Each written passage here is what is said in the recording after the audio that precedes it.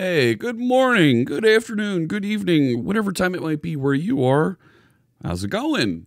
My name is Jeff Fritz. Welcome back to my live stream here on...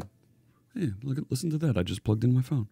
I like to call this Fritz and Friends because I'm hanging out, I'm working with you, and I like to think that we're all pair programmers working together.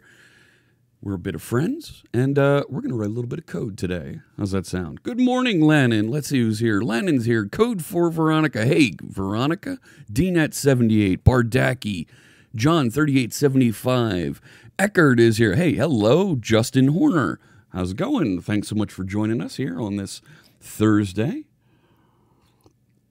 64, 61, 6E, 6B. All right, there's a hex something in there hiding. Hello, and congratulations, you are follower 4600. Just saw that come in this morning. Just saw you click the follow. Thank you so much for that. Here, let me jump over to this view. Hey, how's it going? And actually, it looks like somebody dropped off. Somebody clicked the unfollow. But it ticked up to 4600 while I was getting ready. And it looks like somebody clicked unfollow while we weren't.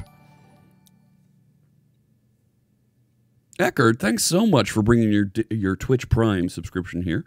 I appreciate that. And of course, you'll get to use the .NET bot everywhere here on Twitch, and I'll make a donation to Girl Develop It. Yes, Bardaki, the one of us chant with the bot. Absolutely. Robert Tables, I think, started that a while ago, and I love seeing it continue. Yes, one of us, Bardaki. Absolutely. How's it going, Mike? Mike Eaton is here, and Brave Cobra. Hello, hello. Perry, the Digital Ox. Hello, and Coated Beard. Good afternoon. All right. So, yeah, we're right there on the edge of 46. I wonder where that happened. Whatever. Yeah, thank you, Lannon. So, I did a little bit of work, a little poking around. You know, hang on. Before I get into today's code, I'm not even going through my order of things here properly. I'm wearing my Twitch hat today because I did a lot of work on Twitch or around Twitch over the last couple days, and I'm really happy with what's been happening. I like seeing the new advances coming on the platform, so I want to support them. They're doing a good thing. I am going to play some music to code by here in the background, and I think today this was originally called Chartreuse. There we go. Get that playing. So this is music that's been scientifically designed. It's been engineered to get you in the flow, get you in the groove. And our friend Carl Franklin wrote this music, scientifically designed it to get you in the flow. You can download this, and up to, I think there's 18 tracks at mtcb.pwop.com. If you ask the bot in the chat room, it'll give you a link to it. And of course, you can download the app and get a subscription. Get a new song. I think it's every 3 months he's issuing new songs at musictoflowby.com. There's a couple free songs out there for you as well. Go ahead and check them out. Thanks so much, Carl. I appreciate you letting us listen to your music live here on the channel. Hey, Svava. What mischief? No mischief yet. We're not there yet. Stelzy is here. Hello, hello. Bordaki says that issue with SignalR not being copied is resolved. Turns out I just needed to install Node.js. We should address that. That's something that I think we should address here as a pull request. But I did spend some time, and I worked through that attention command. Now there's a command you can fire in the chat room. It is on this scene that will get my attention. Moderators don't have they shouldn't have the 10-minute ticker. Listen. There it is, Bardaki. The cooldown is active for Bardaki. See, now that cooldown calculation is wrong. Yeah. That's weird. So I tried to get the cooldown messages appearing in the chat, and the bot is not calculating that properly. We can look at that. Hey, good afternoon, Ancient Coder. But the attention command does work there. And overnight, our friend the Dependabot woke up and it submitted another pull request. But I finished hooking up the pipelines. I got the pipeline building and working properly. So check this out. Here's Stream Tools. There's the project we're working on. Let's even go into the closer shot. There we go. And if I scroll down here, you can see I've now got Azure pipelines wired up with a nice little pill there. Anybody can click through and look at this project on Azure Pipelines. dev.azure.com/fritzandfriends/fritz.streamtools is the project. The project is public and read-only to you. If I start bringing in contributors and we start lighting some folks up, because you get active, you get working a little bit more with the project, I will absolutely give folks read-write access to this. But you can see it's now building and working properly. But our friend Dependabot woke up and tried to bump SignalR to version 1.1. And it failed the build. Yes! So I've got that little bit of assurance that whether it's building properly, and I won't just be blindly merging any longer. The build agent got fixed by the DevOps team. I don't know about that, because I'm still seeing a little bit of a problem. Well, I worked around it. I got a suggestion from our friend Oren Novotny. He's been a guest here on the channel, to add a parameter here. Bad bot. Yeah, I know, Parathon. It was over here in the variables to skip the first time experience, to turn this on all the time, and it's now restoring and building properly. So that's good to see, right? It's building and working. Okay, fine. And I've only got 3 steps. I've got .NET restore, .NET build, and then test. I'm not doing a deploy yet from here. But you can clearly see, here's the commit from Dependabot, and it failed to restore. And when I scroll down and look at the error, it's around a bunch of package downgrades. It's trying to roll back to a version that doesn't support, right? It's trying to downgrade. So we're not going to accept this one. I'll actually close this out and reject this. And delete the branch that Dependabot created. Brave Cobra says, Dependabot is okay, but it doesn't guarantee correct build all the time. Yes. Merging is still the dev's responsibility. Well, there are features on Dependabot that will allow you to merge patch releases. Patch release I feel a little bit better about, because by the concepts and the directives around semantic versioning, patches should not change the behavior of the DLL, of the project, of the assembly that we're building. If they're not changing the behavior, if they're just a bug fix, we should be okay to merge them. These minor versions, right? This is a version number issue that I have that I have a concern with the ASP.NET Core team. Going to that minor version 1.1 of SignalR requires ASP.NET Core 2.2. So in changing minor version of SignalR, and I need to line up with a different version of ASP.NET Core that doesn't look anywhere similar to that version number. So that's a concern that I have, that it makes it a little bit tricky to find. Oh my gosh, look at that. One of our friends just jumped in the room. I'll see if she wants to say hello. I'm not gonna call her out, but I've got the logs of everybody connecting into Twitch chat. I hope she's feeling better. You know who you are. Take care. Good to see you this morning. Let's see. All right. So I'm okay with closing this out and rejecting this, because I don't want to upgrade, right? This would force me to upgrade to ASP.NET Core 2.2, and I'm not ready to do that yet with this project. Hey, Svava. Thank you so much for that kind cheer, 45 bits. We'll make a donation to Girl Develop It, and because you cheered with the charity hashtag, Twitch is going to make a donation 20% on that to direct relief. The number now, Twitch is donating in the month of December $233,000 over to folks in, over to the folks at Direct Relief. Thank you so much for that cheer, and Direct Relief, I'm sure, thanks you as well. I'm not going to call you out there chatting, and I didn't say your name. I said I saw you. Best of luck to you. I hope you feel better. Take care. I'm glad you're joining us here today. I didn't call you out. I didn't say your name. See that? I'm pro streamer here. Me. All right. Let's see. The other pull requests here, I'm not ready to merge yet either. They've been around for a while, and they're going to take a little bit of work to get back into the mix.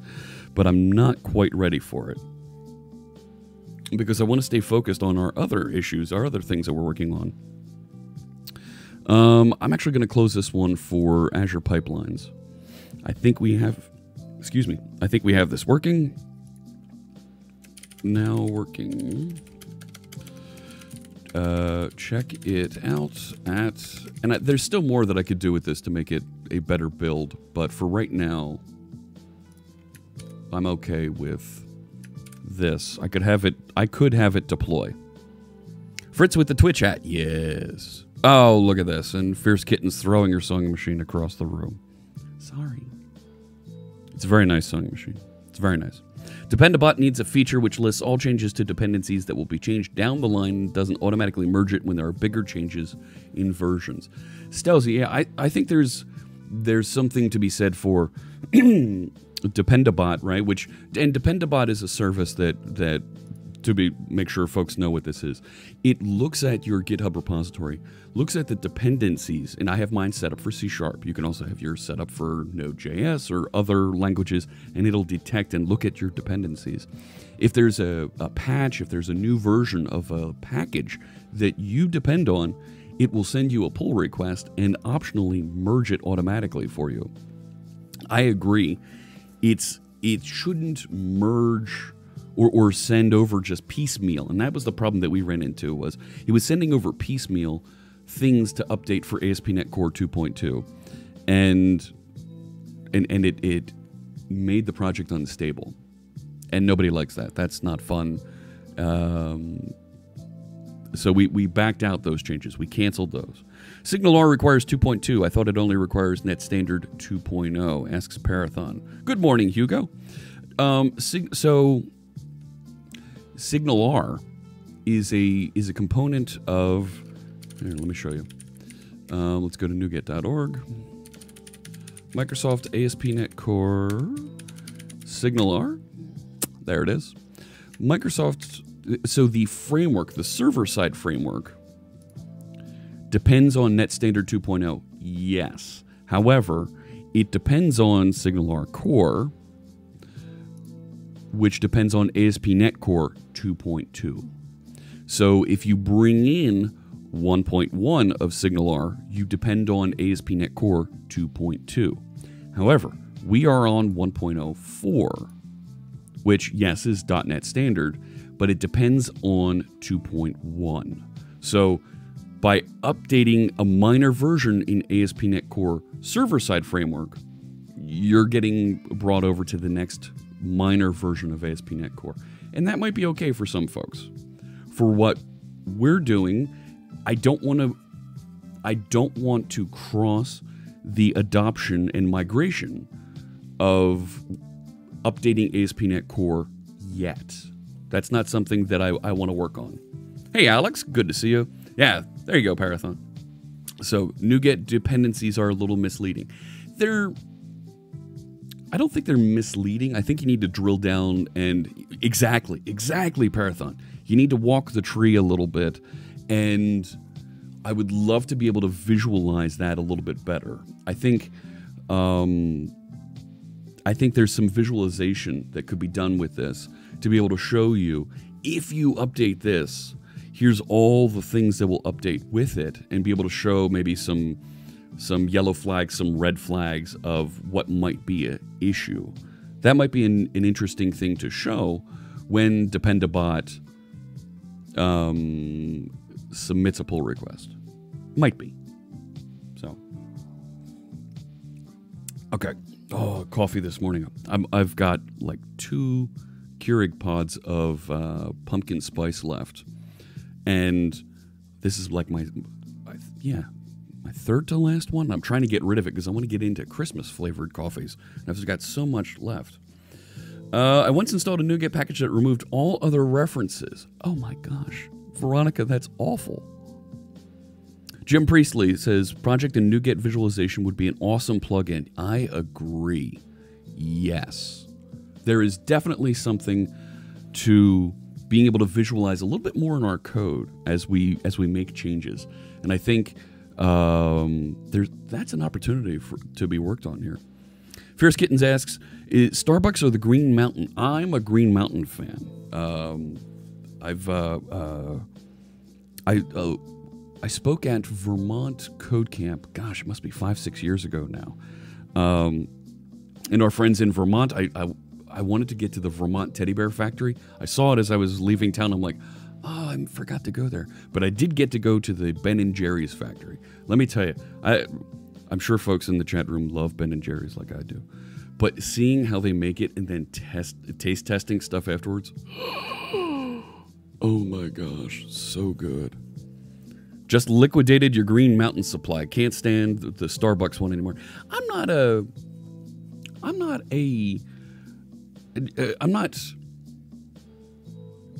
don't know about you, chat room, but I'm not married to one type of coffee. I think they all pretty much taste the same.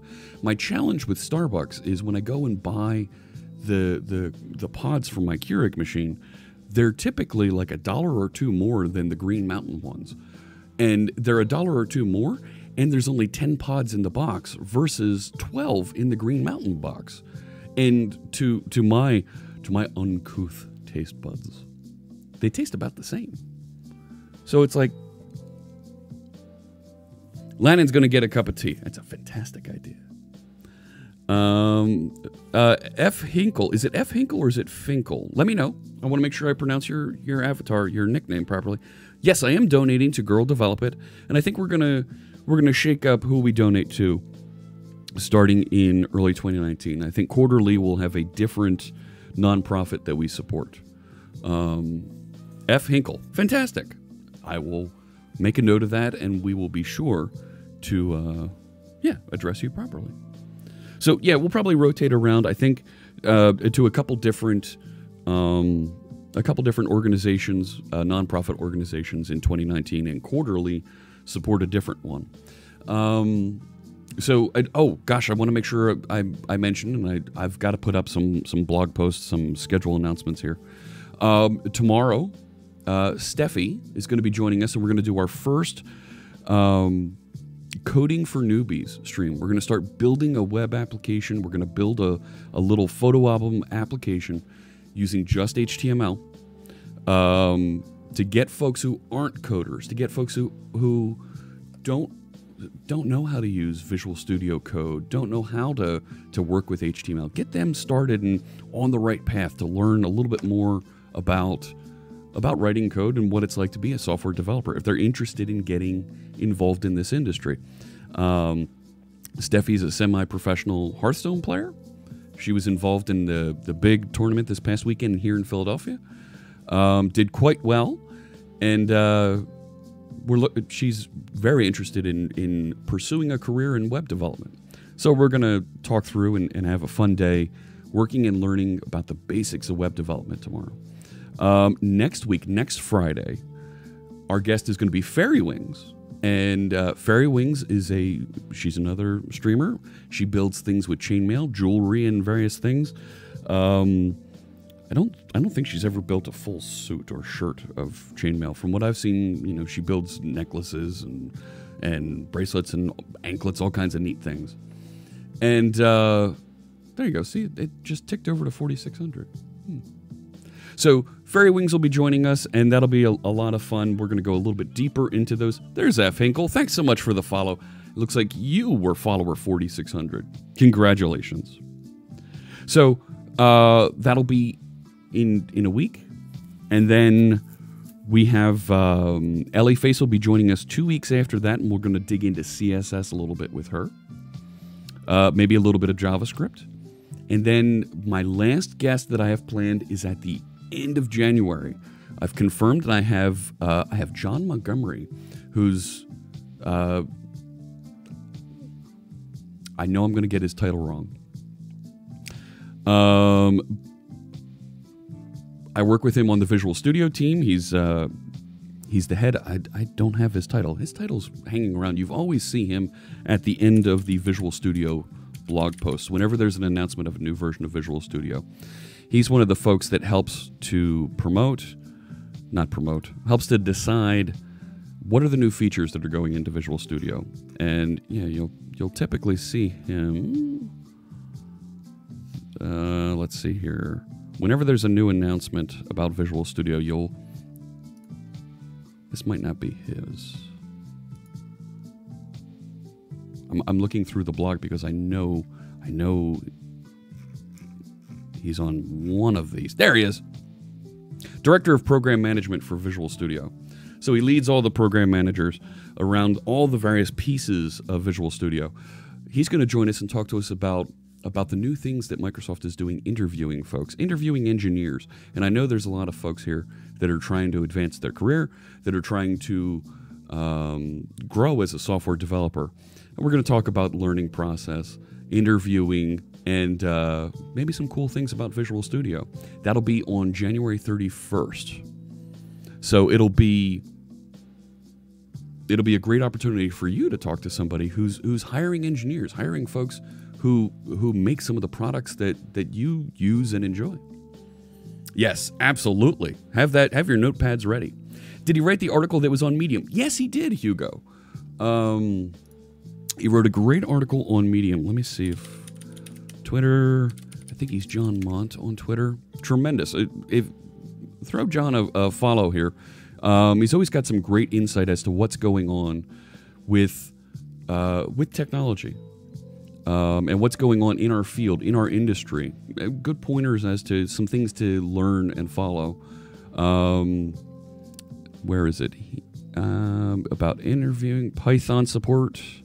We're doing a lot of work on Python in the group. I'm looking for that Medium post. Medium, where is it? And it was like a week ago that he wrote the post. I know it's here. I know it's here. I can find it. There we go. That's how we designed the new Visual Studio. The new Visual Studio start window. Look at that. Even Microsoft folks use Post-it notes on a whiteboard. I don't see it. No. Here it is. The interviewing process. There you go. Rethinking how we interview inside. So, right, interviewing the folks that are building C#, that are building Visual Studio, building .NET. Really, really interesting write-up about this. I've participated in some of these processes, using real problems, giving real access to data, and making it interactive. It's not so much, and I like to think of this when I interview people. I'm going to post this link in the chat room so folks can take a look. So what I think is interesting is when you do interview folks, make sure they're asking you questions. And as you're being interviewed, when you get to the end of the interview and they say, "Do you have any questions for me?" Never answer, "Nope, I don't have any questions." Wrong. Make up a question. Doesn't matter what it is. Ask them something. Get them talking. Get the interviewer thinking. Because if they're not thinking, they're automatically walking. They're just listening. And if you're asking them good questions, 60% of the time, it works every time. It does. And I'll even ask, is there anything that you're looking for from me that I didn't answer? Right? That's kind of like the pocket question. If there's nothing I can think of to ask about what it is they're working on, what it is they're doing, is there Is there something else that you wanted to know about me that I haven't told you? Or, right? Or I'll ask questions like, just general culture questions. But make sure that you ask a question back. So John Mont on Twitter, make sure you check him out. Siddick! Thank you so much for that Tier 1 subscription. You're going to get that .NET bot. I'm going to make a donation to Girl Develop It. Thank you so much for joining us, Siddick. Questions about work, team, culture, growth. Yes! Yes, Hinkle, F. Hinkle, absolutely. Those, we all do, in this industry, in software development, we all do, let me back up here. Let me get a little closer. Hang on. There we go. And Siddick with the follow. Thank you so much. One of us, yes. Ask the we're all going to end up writing code at some point when you're in this field. When you get past the writing code questions, ask those culture questions. Ask about growth. Ask about. Talk to them about, how often do I get an opportunity to learn? Do I get to go to conferences and advance my career? How, when I join here as a developer, how long does it typically take somebody to get to a senior developer role, right? In 5 years, I'd like to get to a director role. 10 years, I'd like to get to a director role. Is that something that you can help me advance to? These types of questions to make it happen. We need a one of us command. That's a good idea. What's the atmosphere, culture, interaction like? That's something I wouldn't directly ask the hiring manager. I would, right, when they bring in those other folks, right? And now in DevDiv, we interview in pairs. So, you're going to have somebody who's a hiring manager, somebody who is a manager, and then you're going to have somebody who's, a little bit further, a little bit distant away from what you're being hired into. Ask that other person that question. What's the culture like on the team here? Do you have fun in your Slack or your Teams boards? Are people joking in there? Do folks go and hang out and go to the bar, have a drink or something after work? Or, do people, is there a exercise club that folks go to in the morning or something like that? Ask those questions. They'll always say it's great and the best. Better to ask about the last team activity or joined lunches. Oh my gosh, that's points to F. Hinkle there. Yes. When was the last team activity? Did you have a morale event in the last couple months? What was that like? Absolutely. In a year, how will you know you hired the right person? Oh, Thomas Rayner. There's another good one. Yes. That's a great question. I had 3 people in my interview and they asked round robin starting January 1st. Fantastic.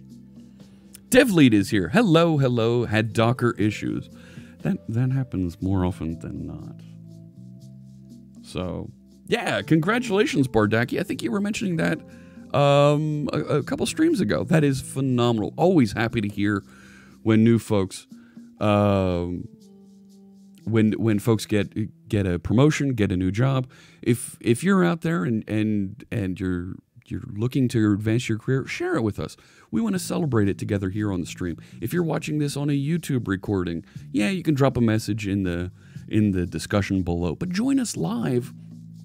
Let us know that you've been promoted to a senior developer or a developer to, or you're taking that step into, first joining your first engineering position as a software developer, or you're going in, you've been hired as a DBA. Let us know. We want to celebrate that accomplishment with you. Join us, let us know, and we're always happy to support you and talk more about that. And I love talking to the chat room and hearing more about this. Janescu is asking about our code suggestion command. That's what we're going to be working on today. Should there be a comma in it, then dot? Let me see here. No comma. Even if you're in a non-dev position but writing code like QA automation engineers. Yes, Hugo, good point. QA folks are extremely important. Let's make sure we celebrate those folks as well. Landon's not currently looking for a new job, but growth progress shouldn't be when switching jobs. Amen to that. Yes. I need to find do I have a good sound effect for that? For I agree? Yeah, I completely agree with that. There we go. No, maybe this one. That's good. I have been trying to be proactive to improve myself in the company outside the normal tasks that I'm assigned. Lannon, amen. That's one of the reasons that I started streaming when I was writing code, is because I wanted to write code and force myself to keep my code skills current. And the fact that I could share those and talk about it and learn together with you would improve my speaking skills and help me reach a bigger audience. So if I'm teaching and learning something that's important, I can focus on that and share it with you, and we can all learn it together. For the rainbow beard, will we also have a rainbow hat? I don't know. Switching jobs can also be within the same organization. Yes. Yes. Learn to switch, don't switch to learn. Amen on that one as well. Yes. Oh my. I need to fix George. He's very quiet. Okay. Let's go over to our project. I want to talk to you a little bit about our code suggestions extension that we've been working on. Back over here. So let's write some code. One of the first mistakes that I was making when I was trying to get the Azure DevOps builds working, right? The pipelines, as they call it. Getting that working was I wasn't monitoring to make sure all of my unit tests were working properly. And that tripped me up significantly. So I had to go through and rerun and go fix all these tests. And then I actually took a comment from Parathon around the attention command. And if you remember, we started trying to pass in the configuration to the attention command to get that to connect out with a SignalR client, right? And SignalR does that live interaction. So I put the URL in configuration, and that was a pain in the neck to work with. Not happy with that at all. So what we did, and the suggestion from Parathon was, why not just receive the hub context? And the hub context actually gives you a direct server-side interaction with the SignalR hub, so that you can interact with that live endpoint directly inside the same memory space, instead of having to reach out over HTTP and make a connection, which feels bad and is a little awkward. So I did this. Now, let me know if you think this is weird. What I did was I moved the attention hub that was written over here inside of Chatbot, because Chatbot is referenced by Stream Tools, so I could use the same hub in both places. I moved it in here so I could access it and reference it directly. Now, I may want to put that in like a hubs folder. I could do a little tidying up here. But for what I'm trying to accomplish, it works. You heard it, the attention command kicked off, and it works great. Journey Started says, I wish Twitch would have another directed window to individual chatters or viewers. It could have common question buttons so I can see more content without chat newbies bogging down a streamer's chat. What kinds of things are you looking for, Journey Started? What kind of questions? And don't worry about bogging down the chat.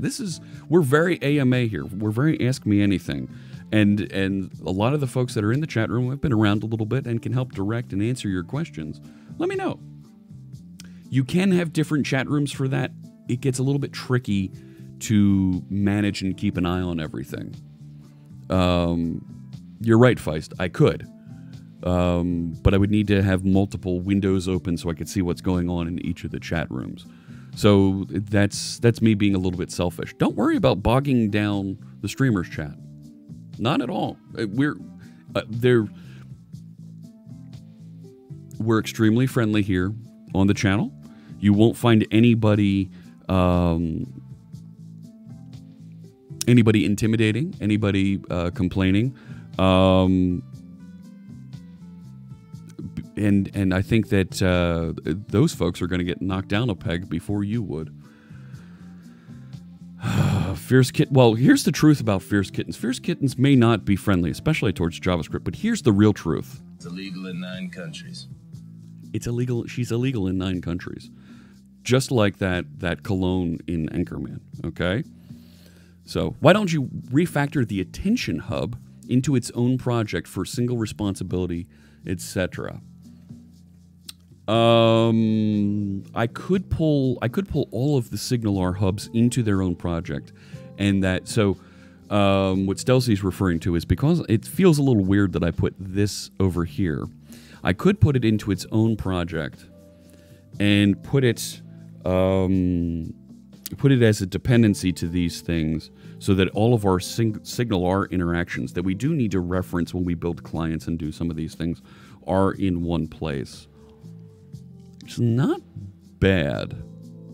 Perry says wants to give me props. Did first live coding stream this week. Much more challenging than expected.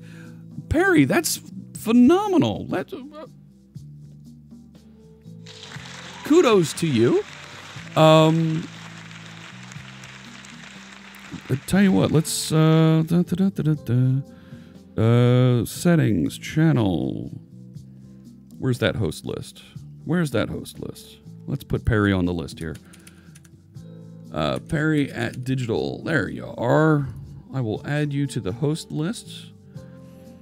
So when you go online, we'll make sure that we get you hosted over here. That's fun. Congratulations. And let me also click through there. Let's put a shout out here for Perry, so that we can make sure that we support them on their channel. There we go. I'll click through a follow over there. Phenomenal. Great artwork there. Looks fantastic. Good start. Best of luck to you. All right. Let's see here. Mansplain, says Zerk. What? Oh! Fierce Kittens. I'm sorry, I missed that. I got mansplained. Fierce Kittens got mansplained too when she streamed coding. That sucks. That's a problem. We need to fix that. I absolutely want to fix that, Fierce Kittens. And when you're ready and you want to stream coding again, let me know, and I will be all over that like a bum in a bologna sandwich to help you. And I think you'll see some of the folks here in our chat room. I don't want to speak for you, but I know there's a couple folks here that would be happy to support you over there if you want to stream coding again. And I'm going to help you get GIFBot onto .NET Core 3. In 2019, I am going to help you do that. We're going to get you there to .NET Core 3, and it's going to be amazing. You're going to love it. Let's see. Q&A widget, Janescu says, that picks up questions from chat, and to put the widget and then listener answer to those questions, add answers to those questions when the streamer answers. That's a neat idea. There is an FAQ. Let me, before I get too far into this, into our code, no, not there. There is an FAQ under my live stream repository. If you go to the wiki here, it's so hard to find. I need to link this somewhere, but here's an FAQ that you can check out, and the bot that's in the chat room knows how to answer these questions. It does. The C# workshop, the architecture workshop, what's the tool that displays your keystrokes, right? If you ask these questions in chat, the bot will answer it. See? So that's pretty cool. I agree, F. Hinkle. Don't let a jerk ruin it for you, and we will absolutely support you. Hang on, I don't have much advice how to stop that. Yeah, we can, but having a supportive community that's able to clobber those folks that aren't good actors definitely helps on Twitch. Putting every chatbot command in its own project would declutter the project significantly. Stelzy, really? Come on. Zerk, if it means that I can't code without some dude bro coming in acting like he knows more than me. Okay. I'm not going to give away Fierce Kitten's identity. She does a lot to protect that. I will tell you that she shared a little bit about herself with me. Holy crap! she's the real deal, okay? Like, she's on a list of folks that I have huge respect for, okay? Don't mess with Fierce Kittens. Some of the code that she's written, you've used some of the code that she's written. It's phenomenal, okay? Huge, huge. Where is it? I can find it. I've got too many sounds. It is inconceivable just how far it reaches. It's phenomenal. Trust me. I think I can share, and because you have mentioned this on your stream, she helped write part of one or two of the Madden video games. Okay? Trust me. She knows what she's doing. And if you don't, trust me on this. You're about to get a serious beatdown. It's gonna happen. So don't mess with her. A Q&A widget would be phenomenal to put on as a Twitch extension. I agree with that, and that's something we should work on. Helped write one or two of the Maddens in the 2000s. Yes, there you go. 2 of them. So huge respect of Fierce Kittens. Okay, there's a handful of folks that, not a handful, there's a group of folks that I have tremendous respect for in our industry, and she's one of them. It happening for female gaming streamers too. It does, and it's really crappy, Janesco. Everything one command does is at one place in this project, especially if many more commands, it will be more easy to expand. Now, come on, Stelzy. That you're starting to sound like oh my gosh, I can see him. He preached WCF and every WCF contract in its own project. He speaks at Dev Intersection all the time, and he's not here yet. Hey, I'm on the top row of featured speakers for Dev Intersection. Wow. How did I get put on the top row above this guy? Who knew? But I'm next to Dan and John. Haha. Oh, here's another person that I have tremendous respect for. Kathleen Dollard is phenomenal. She's the program manager leading Visual Basic right now and the .NET command line. Tremendous technologist. Sounds like Fierce Kitten is in the same group as Hanselman. Hugo, I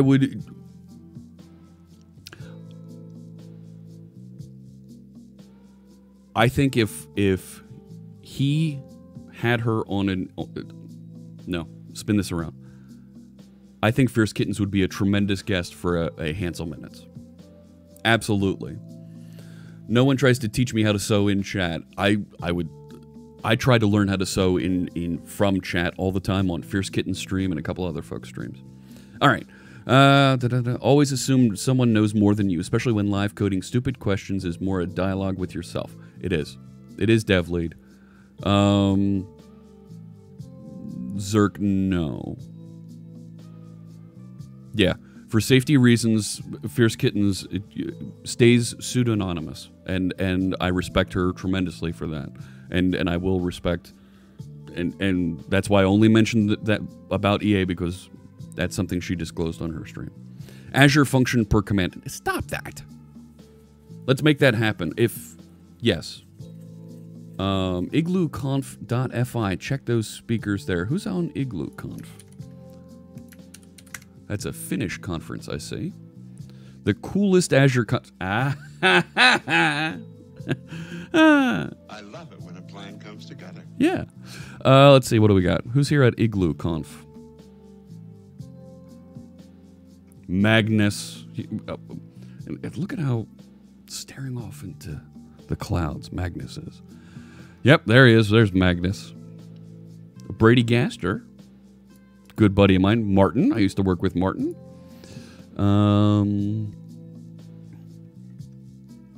That's a pretty good group. Carl Otts. Yeah. Very cool. Very. See what I did there? Very, very cool. Huh? No. Okay. Moving on. Let's get back to the code. So what we're doing is we've been writing this code suggestion Finish, yes. Lars Ush. Lars Ush? Lars Ush. Let me know.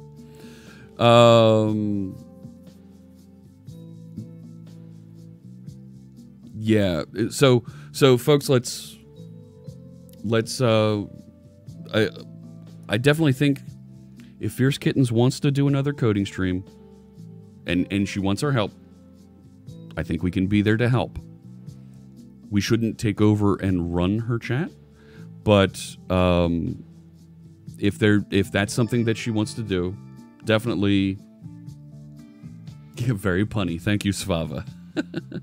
We'll I think we can definitely support her. Let's let her make the next call at this point. All right? So, not necessarily just hers. Good point, Hugo. Oh, that's fine. Yeah, we don't want a white knight. But if we're in the chat room and we're not directly indicated by Fierce Kittens to help comment and knock people down, I don't think that's so much white knighting. So that was our attention command. All right, let's get back into our code. That's what that does. But the interesting parts that we've been working on, let me flip back over in my source control here. Let's go back to our feature branch for code suggestions. And I'm going to merge in my dev changes so I get all those. Get merge dev. So I merge in. Not a problem, Fierce Kittens. Not a problem at all. That's what you were describing is absolutely it's something that is close to my heart to help you with and to help other women in our industry. And that's why I do things like support Girl Develop It and support other folks learning and growing regardless of race, gender, orientation, religious background. I want to make sure that folks grow and learn in our field and have that opportunity.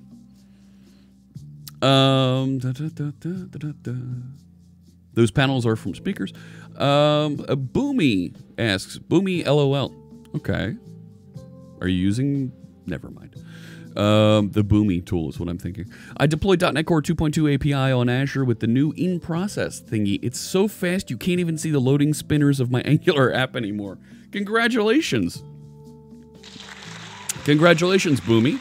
That sounds phenomenal. So what Boomy's referring to is the new ASP.NET Core 2.2 has a in-memory speed enhancement when you deploy on IIS that makes it extremely fast. Excuse me. And that's an optimization through IIS. I typically run this project on Linux inside of a Docker container, and I'm not sure I'm going to see those immediate enhancements. And I can take my time getting there. I'm not in a rush to get to ASP.NET Core 2.2. I've got other features that I want to work on. But this feature that we're working on, the code suggestion feature, allows you to send code to me from the chat room into my Visual Studio. There we go. So let's close some of these. No.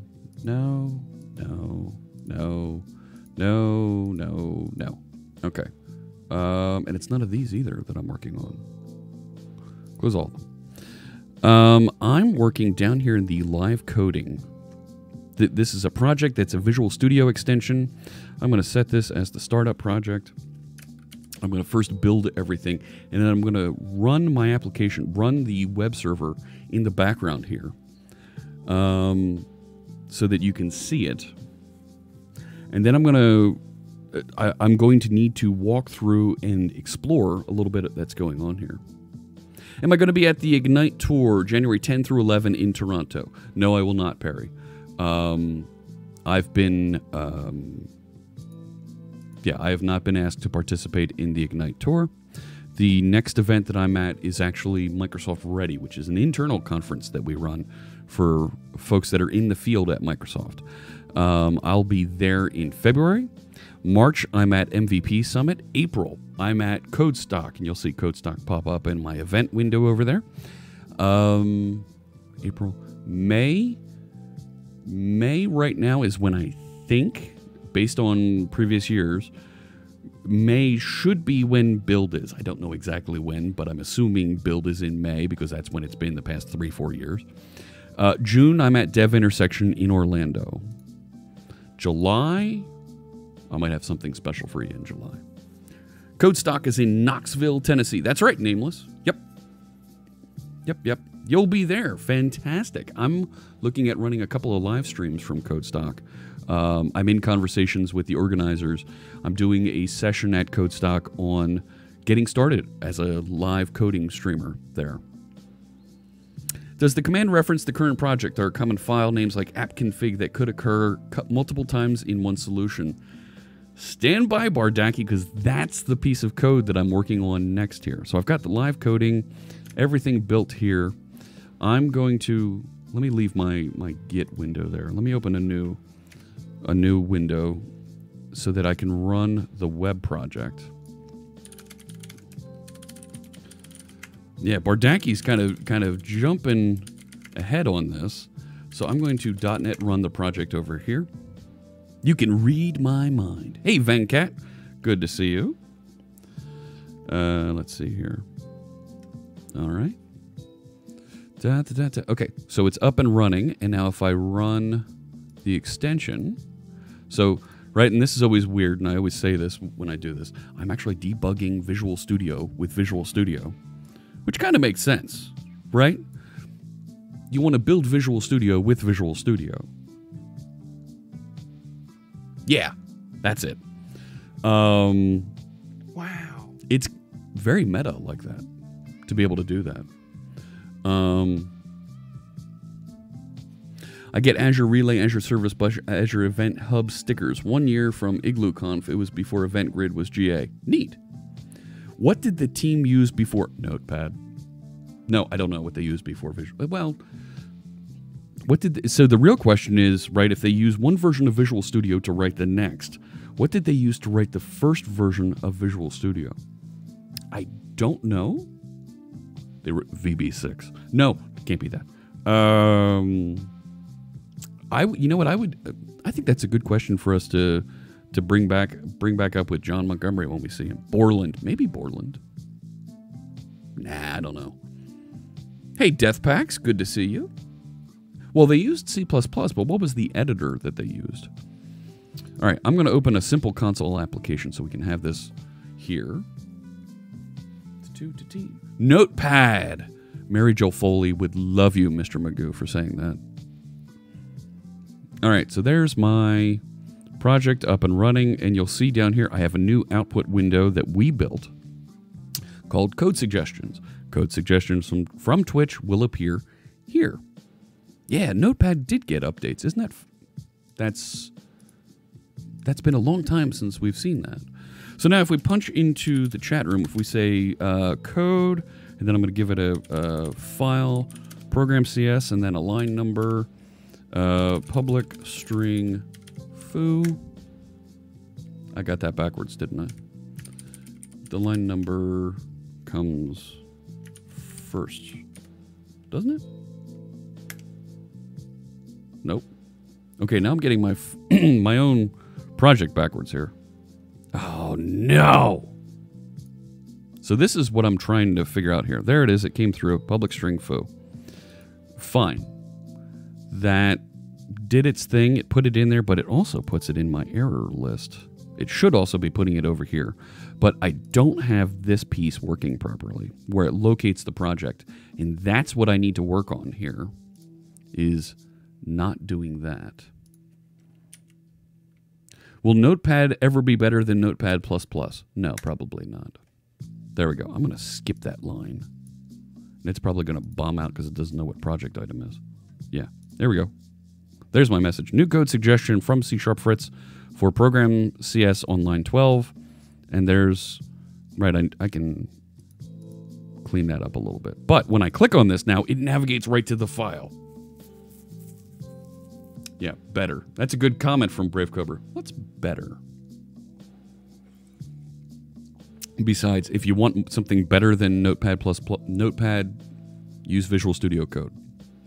So the problem that I'm running into, the problem that we need to solve, is exactly what Bardaki was hinting at.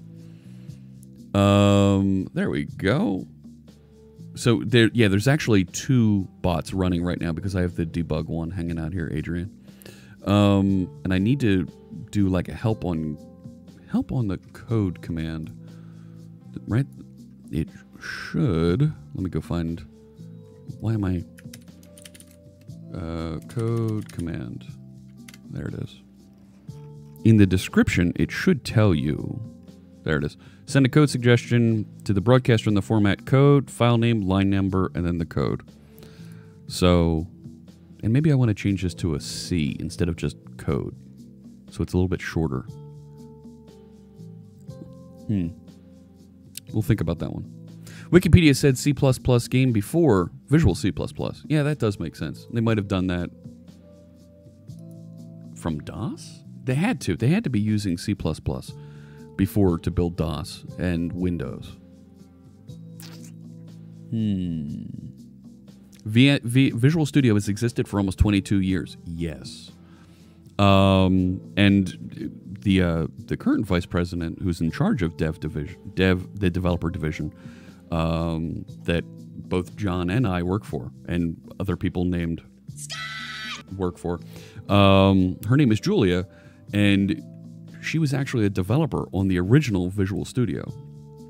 So she's the real deal. She knows her stuff. Interdev before Studio. Yeah. So tremendous respect for somebody who went from engineering into management and is now leading a division. Tremendous respect for somebody who takes those steps and advances their career like that. Old Visual Studio, like versus 98. Yes. It was +1 when I first ran Notepad++. It gets one better every time I use it.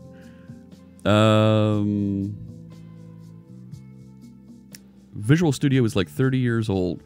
Nah, it's like 22 years old, I think. Because 1998 was the first Visual Studio. The first Visual Studio product, and it was a collection of all of the right. It was a bunch of CDs. You got Interdev, you got Visual Basic, you got Fox Pro, you got C++.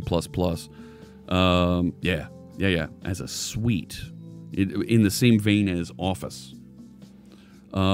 Here, let's do this. Let's have a little bit of fun here. This is what I'd like to do. I'm going to put up a quick Twitch Picks. Let's add a poll. What was your first Visual Studio?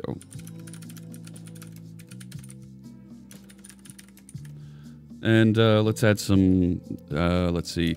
There was 98. There was .NET. Right, I think it was Visual Studio 98 is what they called it, right? VisualStudio.net is what they called the first one that came with .NET. Visual Studio 2003. Visual Studio 2005. 2008. Visual Studio 2010. Now we get into some of the ones, not quite yet. Visual Studio 2012. There's a lot of answers here. Visual Studio 2013. I didn't work on that one. But I did work on 2015. And I did work on 2017. And then I'll finally add Visual Studio Code. Yep, let's add that poll. All right. If you mouse over the poll, you should see the poll. It's on the right side of the screen there if you're watching on Twitch. You'll see there's an extension that popped up there, Twitch Picks. And you'll see there's a question, what was your first Visual Studio? Go ahead and click on that, and you'll see the poll pop up. No poll there? It should be activated. Nothing in the box. Clicking save. There you go. Now the poll should be there. I can see all the votes. There you go. So which Visual Studio was your first? No extensions in the Twitch desktop app. I thought I saw it there.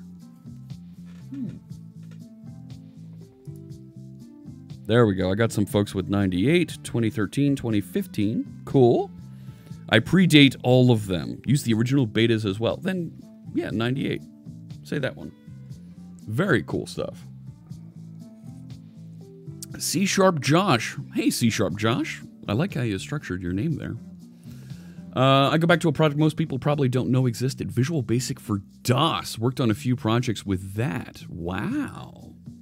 The extension only appears in the browser version. Oh, that's... I have seen that some extensions like that don't appear on the mobile app. Visual Studio 6. I think that was 98. I think that was 98. All right, I'll let that hang out there and stew for a little bit. So this sends that code suggestion over to the browser while folks are answering the poll. And what we need to work on is in the extension, the live coding extension, and it's when it starts, when we go to populate information about that task, and we need to answer Bardaki's question there. About, well, how do we know which project? If you typed app config, which project is that?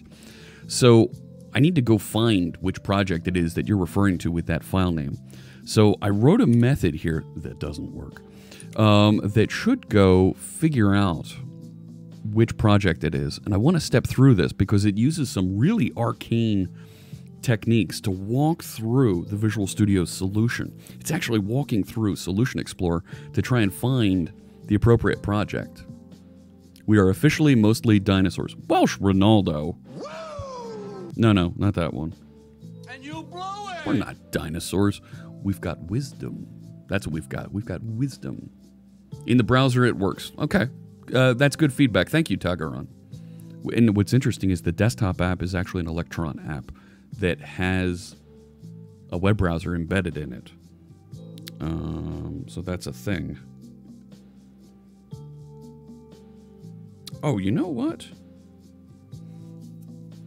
And our friend Ellie Face and Robert Tables suggested yesterday that we bring a Twitter alert onto the user interface here, so that as people tweet me and tweet about the stream, they pop up.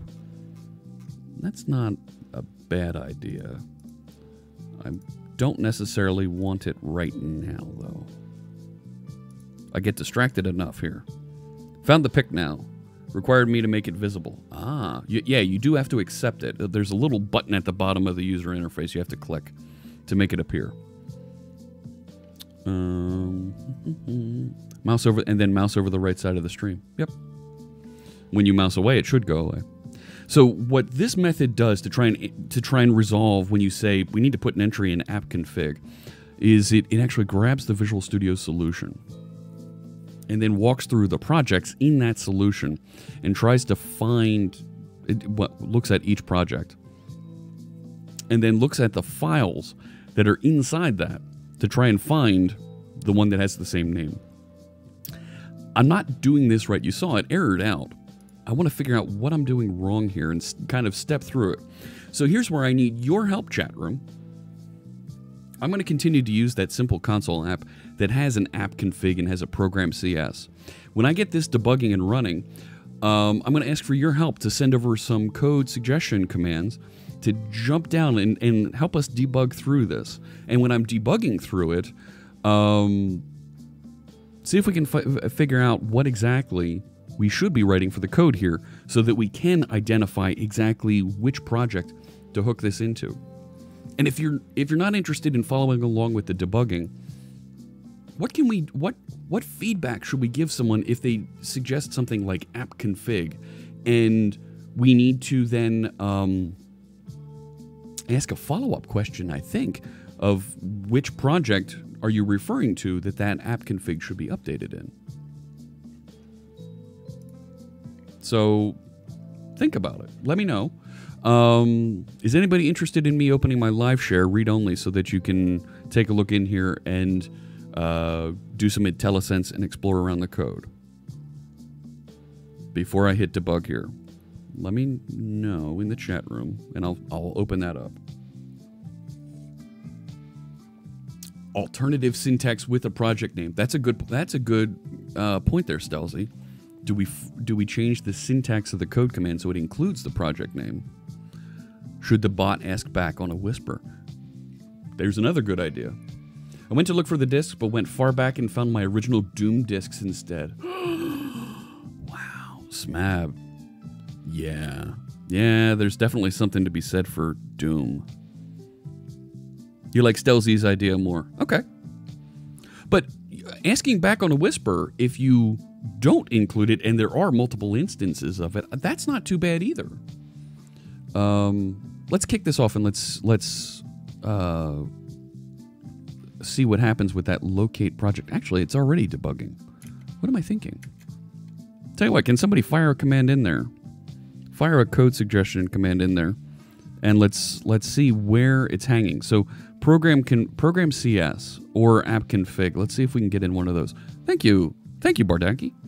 So I'm here inside of locate project. So DTE, that's actually the developer environment, right? That's the Visual Studio window. Here's the solution. Okay. So if we step through here, projects count. So there is one project. Good. So we've stepped into it. This project is this project items counter. If I step into that, bang. Did I hit? Yeah, it errored out at that point. That's a problem. That's a real problem. Okay, so it was here. Projects, item, project counter to try and get this project, and it errored out right there. So I'm going to move my breakpoint to there. I got a whisper from one of the Fritz bots who doesn't... Yeah, the one that's actively updating my user interface. Let's try that command again. I'm going to fire one in there. All right. So it's in the middle of trying to write to the pane. Yep. Okay. So here it is. Projects, item, and the project counter is 0. What happens if it's item 1? Please tell me it's not an off by 1 issue. Please tell me it's not.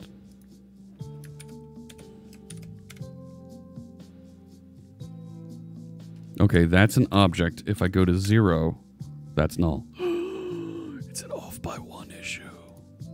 Are you kidding me? Okay. So I'm going to do that so that it always starts counting with 1 and then is less than or equal to. Yeah, it is 1 off, Stelzy. Why are the hashes on .NET Web uppercase and environment variables in Docker contain lowercase? Not sure. All right, so let's step through this again and see if this grabs the project now and see if we can actually grab it. I'm not sure what the project items are. I have a feeling this is like the folders, you know? And we want to make sure that we hook those folders properly. Right, we might need to spelunk down a folder. 2 hardest things in programming: cache invalidation, naming things, and off by 1 errors. Yeah, you're right. You're right.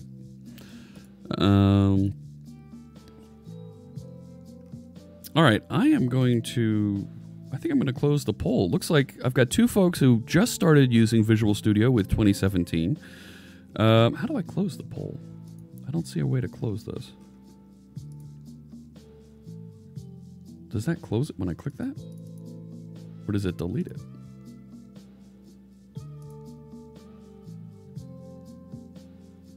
If I hide it... There we go. All right.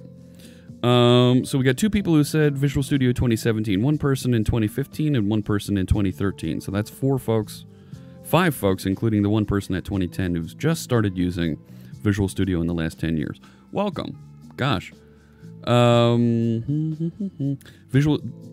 of folks. 5 folks with Visual Studio 2005. And then we've got the wizened folks like me who started with Visual Studio 98 and Visual Studio.net. 12 of them. Good for 55% of the vote. Way back in 2001 and earlier. Amazing. Thank you so much for participating in my little poll there. Yeah, we'll do more of those in the future. Comparing SDK hashes at the moment.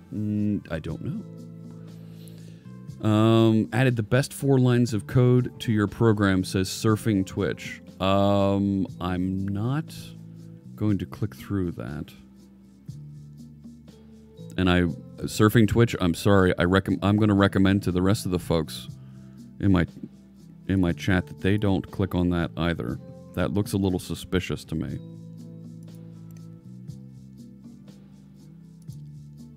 And actually, I'm gonna time you out for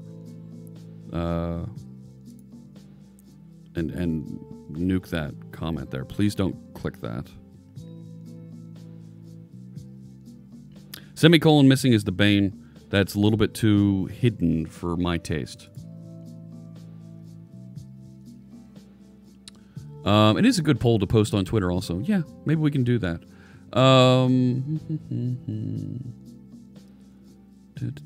Semicolon missing or the bane of my coding. It's gone on your end. I used to write AOL chatbots in VB6. Haven't really used Visual Studio since it was branded as such, so voted for the old option. That's okay, Paul. All right, so this is running. Can we get some code suggestions here? Let's throw a code suggestion in there. There we go. All right, so now we're looking at projects, item, project counter. We should have the project. So it's looking at a project. File counter less than this project. Project items dot count. There's 3 items. Looking over here at... Come on, show me the Visual Studio. It won't bring me the Visual Studio. F11, step into this. Okay. So this project items, don't tell me the file counter is off by 1 too. Don't tell me that that's off by 1 as well. I bet you it is. Who thinks this is off by 1 also? What do you think, chat room? Do you think there's an off by 1 on this? I'm gonna hold off hitting enter till I get some feedback. What do you think? Do you think there's an off by 1 here also? And then it starts counting with 1 instead of 0 indexed? Nope, you don't think so? You think it's 0 indexed? Let's see. Null. But if I do 1, yep. I got to do the same off by 1 count here also. I'm going to put a note. Projects.item and project items.item are 1 indexed, not 0 indexed. That makes me feel bad. I know! So we're going to update it, make sure that we're now using the 1 indexing there. And then? We'll debug through this and see if we actually get the item that we're looking for. And then? We'll, Oh, no! The bot's going crazy. It's this bot. Listen. Yeah, I see it. Thank you. There we go. Oops. That's, it's supposed to ignore that for itself. So enumerating stuff in Visual Studio extension stuff starts at 1. Yes, that's what it looks like. Yep, the bot went and glitched out on us. All right, let me open the project here again. I wish there was a good way that I could unit test this, you know? But actually hooking and working and walking through the Visual Studio stuff, I don't think you can unit test. Oh, there went the coffee.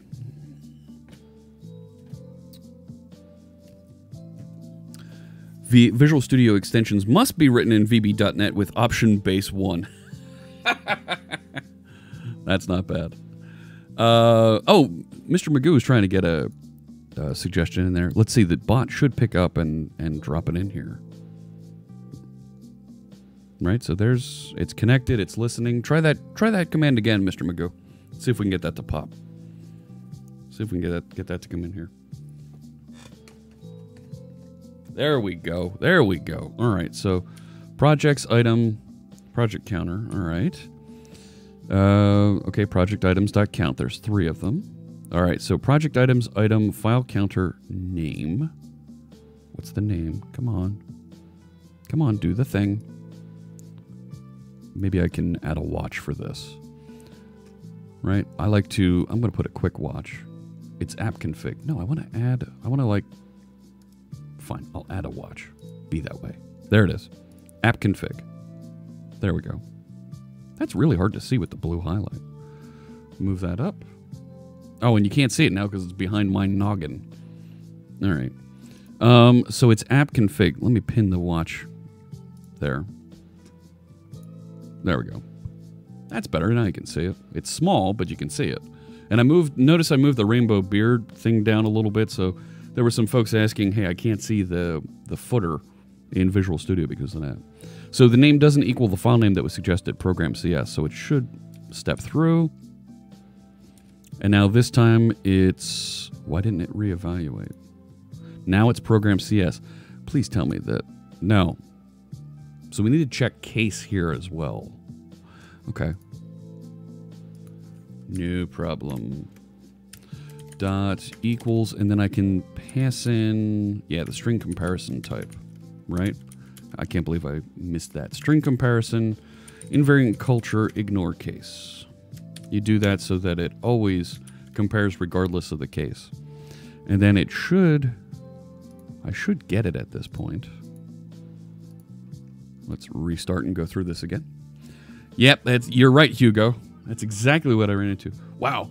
Muammar Holek, thanks so much for the follow. I appreciate you joining us. The displayed line and column start at 1, but are internally starting at 0. It is a bit confusing. JD Allman, thank you for the follow as well. I appreciate the couple follows there real quick. Let me finish that. Do this over here. And let's reopen the project. I'll put that away over here. I've got my Twitch shaker. There we go. Go ahead, fire in the new command. Wait, hang on. Don't do it yet. Don't do it yet. I want to make sure that it's running. There we go. Code suggestions. Now connected. I think we'll get Mr. Magoo's suggestion now. There we go. All right, so this project unique name, console app project 1, and then we should get an object coming out, which is, it's some sort of an object. It found the project. Look at that, console app 1 program. We got it. We got it. Amazing. The off by 1 errors. I feel like I still need to check up on some of the syntax here because it's right when I open this, I don't want that. I just want to have the actual text of the code there.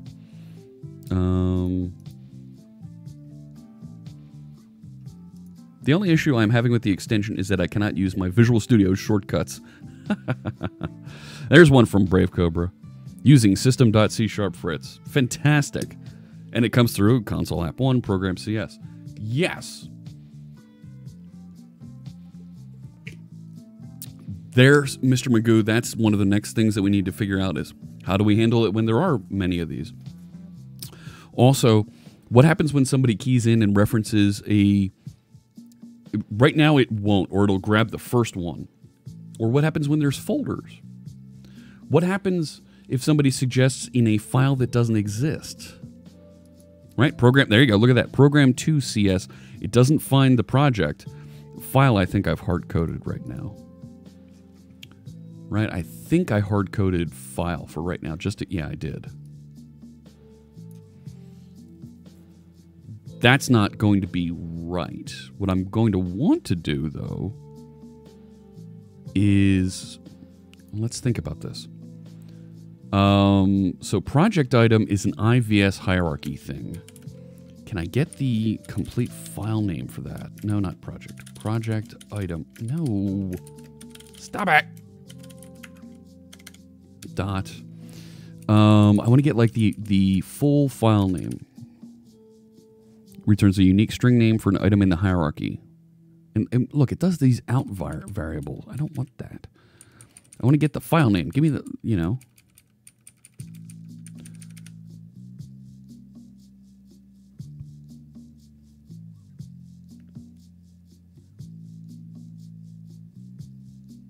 You keep using the word.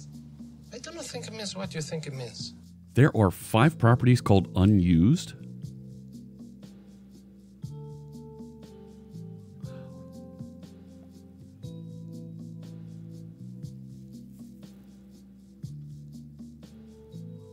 I don't get that.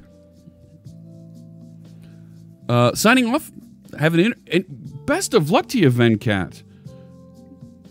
Gosh. I'm looking for a good sound effect to play for you.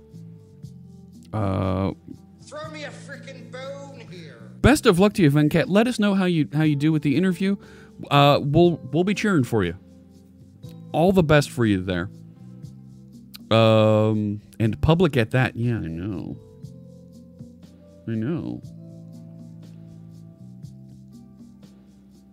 So these are really good questions that we have around this, and we got to figure out. We do need to figure out the correct file name here.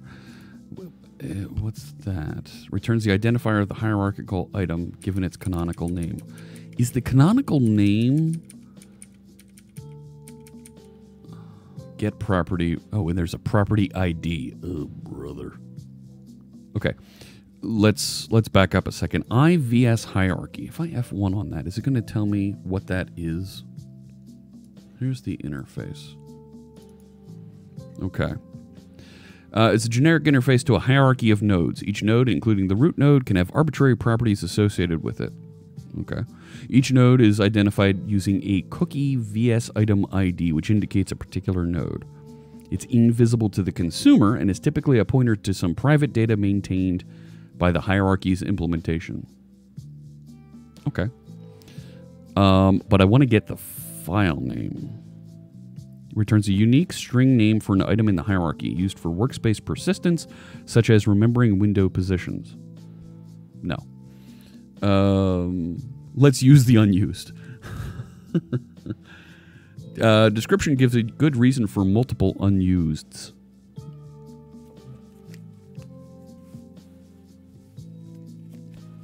Maybe. Where? It's a pointer to some private data. I guess. Set site, set property. Now, I want to get some properties out of it. I want to get the name. Right? I want to get the file name. I wonder if I can just DuckDuckGo for that. IVS hierarchy get file name. Get a full path name from the IVS hierarchy service. It's like somebody's already done this before. Why am I logging in? I don't want to log in. Hi, Dimitri. I saw that get property does not return the full path name. Answers. Gaston Milano does it in his add-in named cool commands for opening windows. VSH prop ID name with some path. The code for open project path is really simple. Did it using automation. So DTE selected items, item 1, item project, open folder, item project full name.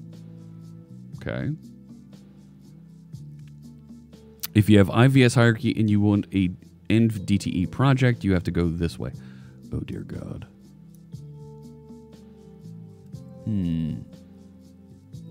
Docs for unused 0. What do you got there?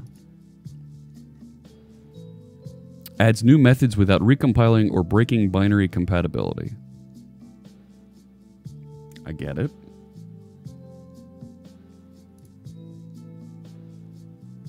I do get it. I don't have to agree to it.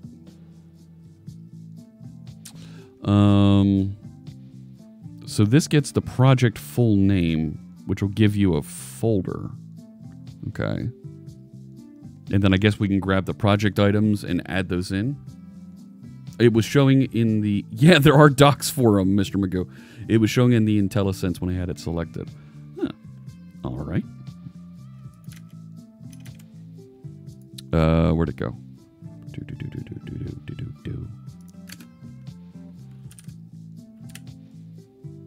Adds new methods without recompiling or breaking binary compatibility. Which, I get it. It kind of makes sense. But that means at some point, folks are going to hide things behind there so that they work in older versions. But absolutely, there's docs for them. There's always docs for them. I think you might be right about let's return the path as well. So you know what I'm going to do? I'm going to turn this into a tuple. And I will call this, let's do, no, isn't it like that? Yeah. Okay. So let's see here. Quantum Oracle says that Fritz is going to get 5K followers before year ends. Maybe 400 folks in the next week. That's a lot.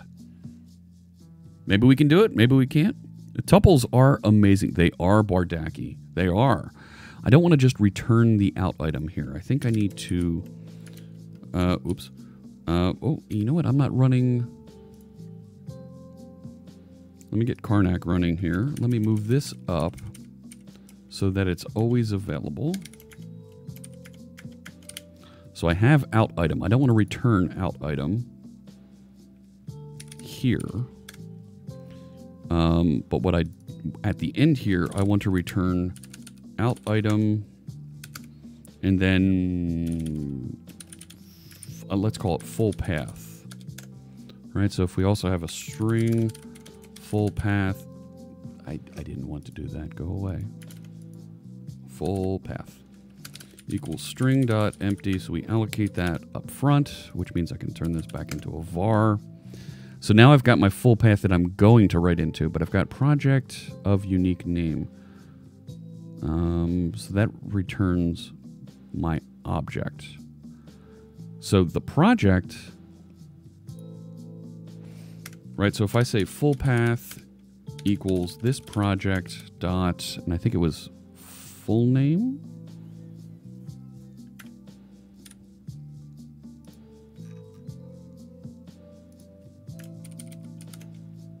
So now I don't want project item. I want project item dot item 1.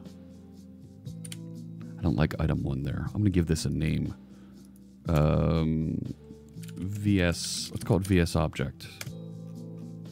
So now instead of calling this item 1, I can call this VS object. Look at that, huh? What do you think of that? Hey, Prof Elements 1. Welcome. Thanks for joining us. Look forward to hearing more from you in chat. We're working on this Visual Studio extension where that's actually going to send code suggestions from chat into my Visual Studio. And I'm working on learning and figuring out how to identify the file name, the full file name from an item in the Solution Explorer, right? So when I'm on code suggestion package, like I am over here, just above my head there, how do I turn that object, right? That's what this VS object is. How do I turn that back into a file name? So I think we have the project full name there. Can I just string.join the file name onto it? Not string.join. Do a path.no path.combine? What do you think? Can we do that? And write project item dot path, and then the name of the file that was suggested, which would be file name. Can we do that? And I have a feeling we're going to end up having to normalize this somehow. And or you know what? Let's just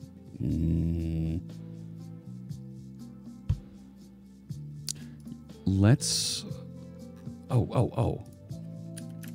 let's do that. Project item dot path. It's not playing the music. What do you got? Project item file name 0. The path could be outside the project. Project item. Oh. Hang on. So if I say this dot, you're saying file names 0? That's a thing? That's not on the IVS object. I used to make useless tiny classes before tuples were a thing, not proud. It's not that bad. Have I used Kubernetes? No. I haven't used Kubernetes. The project has project items, yes. Down here, right? This project items. Yep. Oh, I see what you're saying. Let me do that. So when I'm here and I've got the item because I'm on that, you're suggesting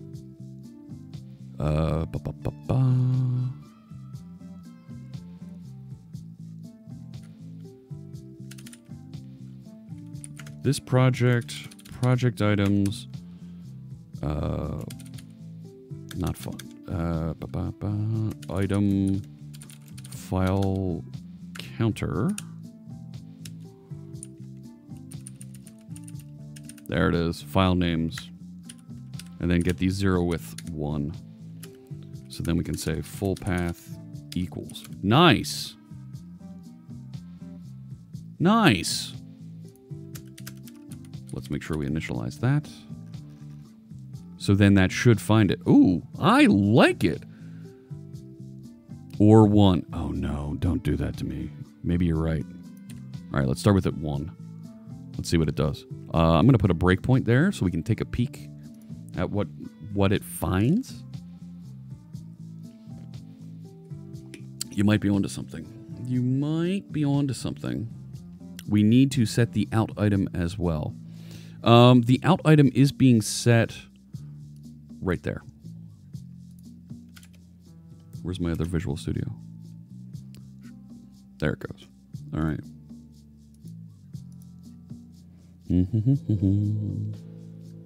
Come on. Sneaky, yeah. If the project item contains multiple entries for nested files, you might need to search file names for a match. Ooh. Okay. Oh man. Yeah, you're right. You're right. And when you're right, you're right. The out item is only set in the block, but not in the return block. So I initialized it up top. Okay, we're connected now. So let's fire in a suggestion. Okay. So this project items. Okay. And then if I take that whole thing. There it is. It found it.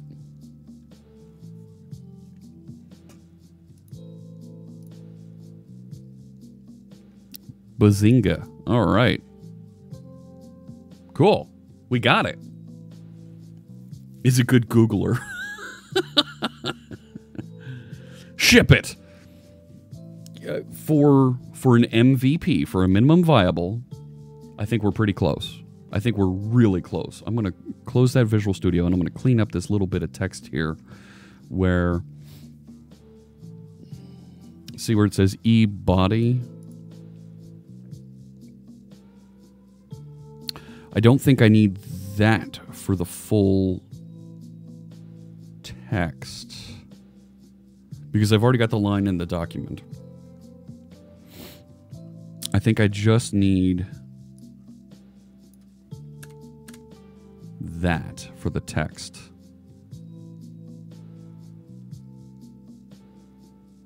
Yeah.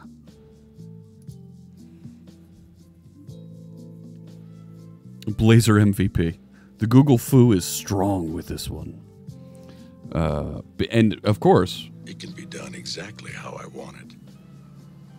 Okay. The only question is, are you the man to do it? Yes, I am.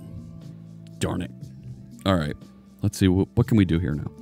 So I have that in there, and I have the new task navigate and how it's going to go and navigate to that object when you click on it, right? So it should take us into that location. So that writes to the output pane. Good. Okay. I think... Let's just take a look one more time. You got an MVP email, but I don't have the energy to fill out the forms and self-promote. Mr. Magoo, do it. Do it.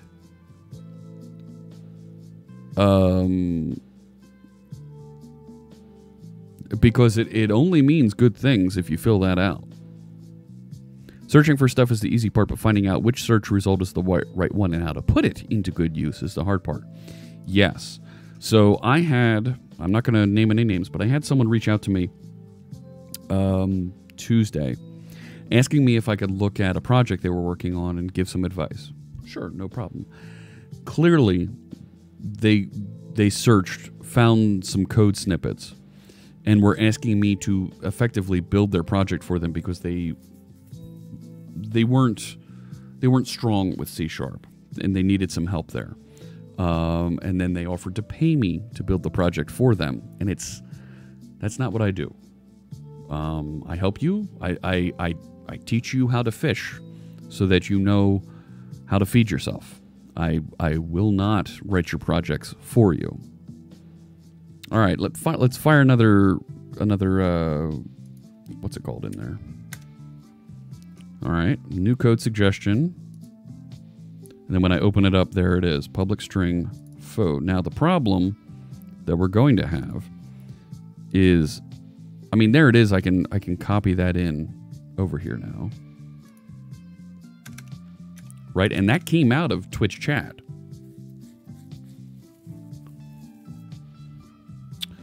Yeah, that is a challenge, making a project strictly from Stack Overflow answers. Might be doable, but it's not going to... At some point, you need to innovate and get creative. So I can get this into here.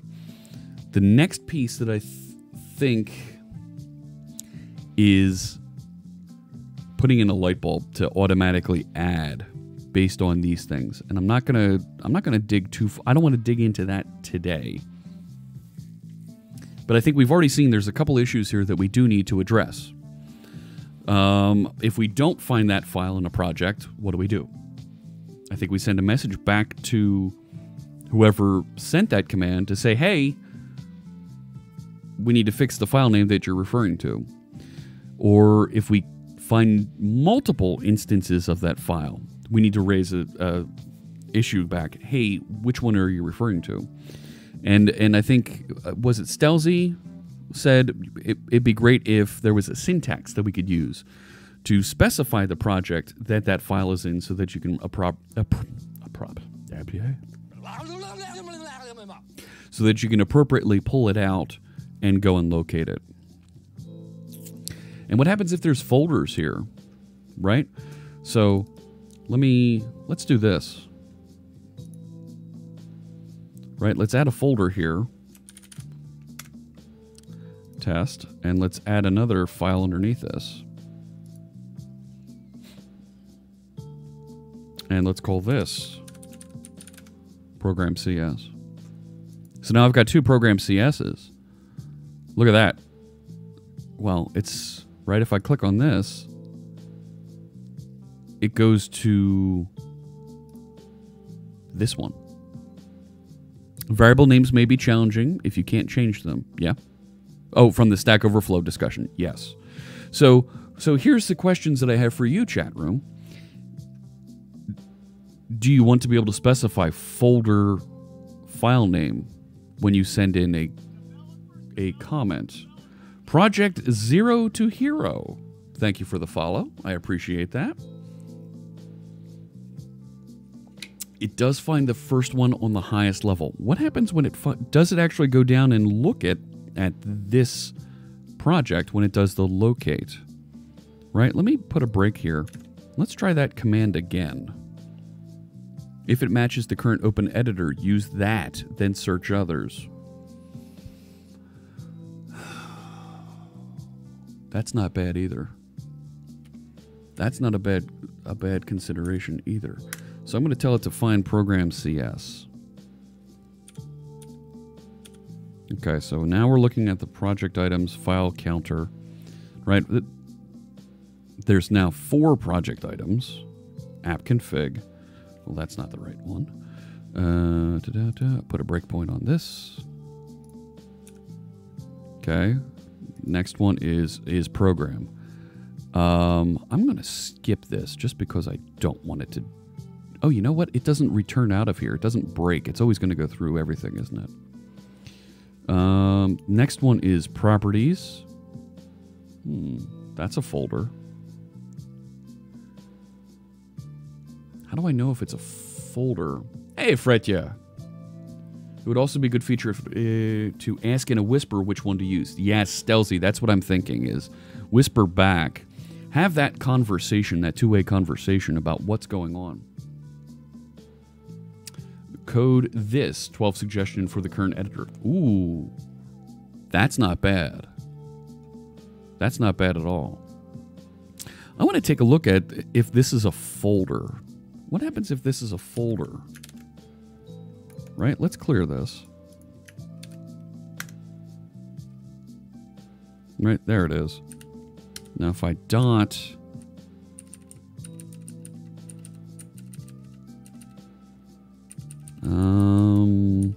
subproject? Is that a thing? No. So this is the properties folder. Is it a property? I mean, is it a...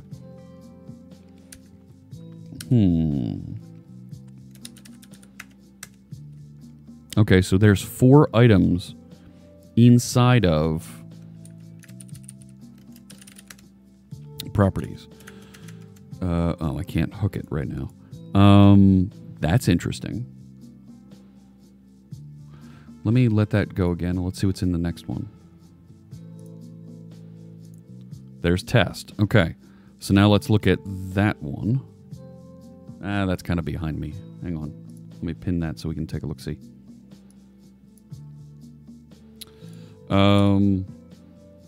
Okay, so that's test.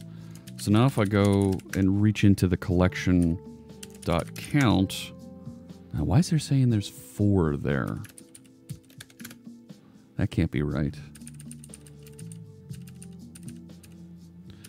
File count? So now it's telling me there's 1 there. Is there a kind?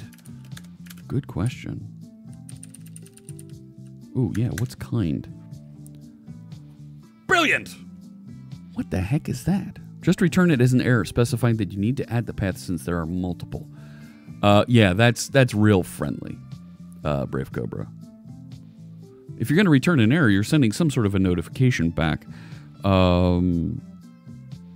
We should be able to say, I've got multiple of these, which one do you want? And maybe give you an ability to say 1, 2, or 3, or something like that. You're right, Bardaki. It won't go down the tree. It has a file count. Does it have its own project items?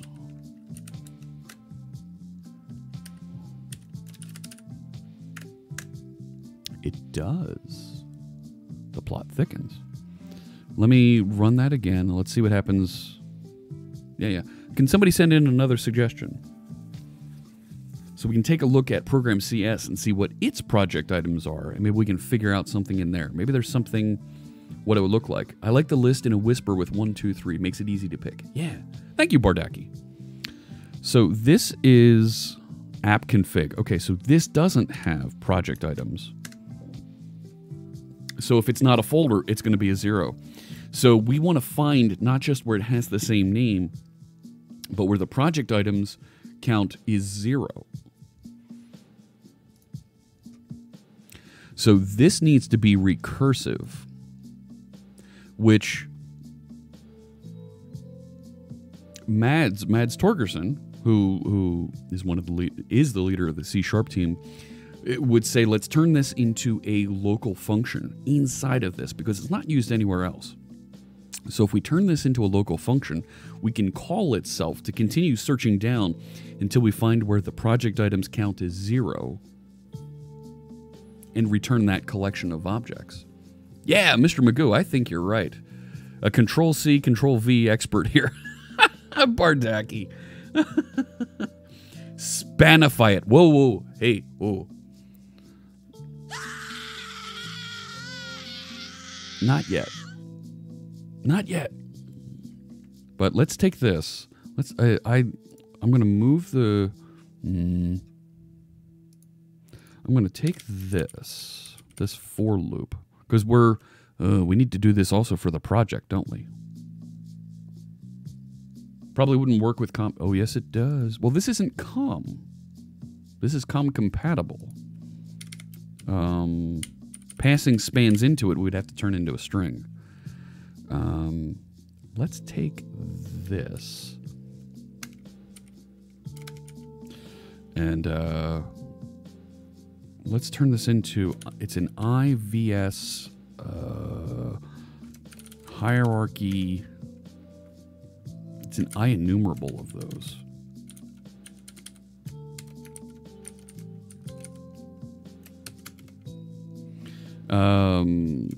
Find objects, find files.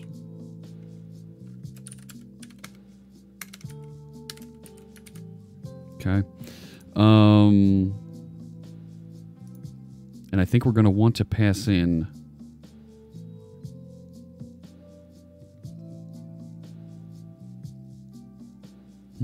how should we do this hierarchically?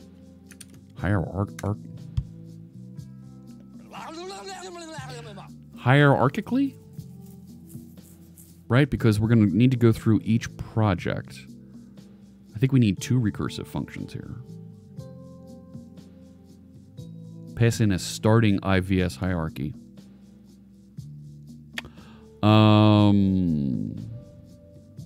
Is the project in... Well, the project is a... The solution is an IVS hierarchy? Is it? It's in underscores. Wow. The solution is an IEnumerable. It is not an IVS hierarchy.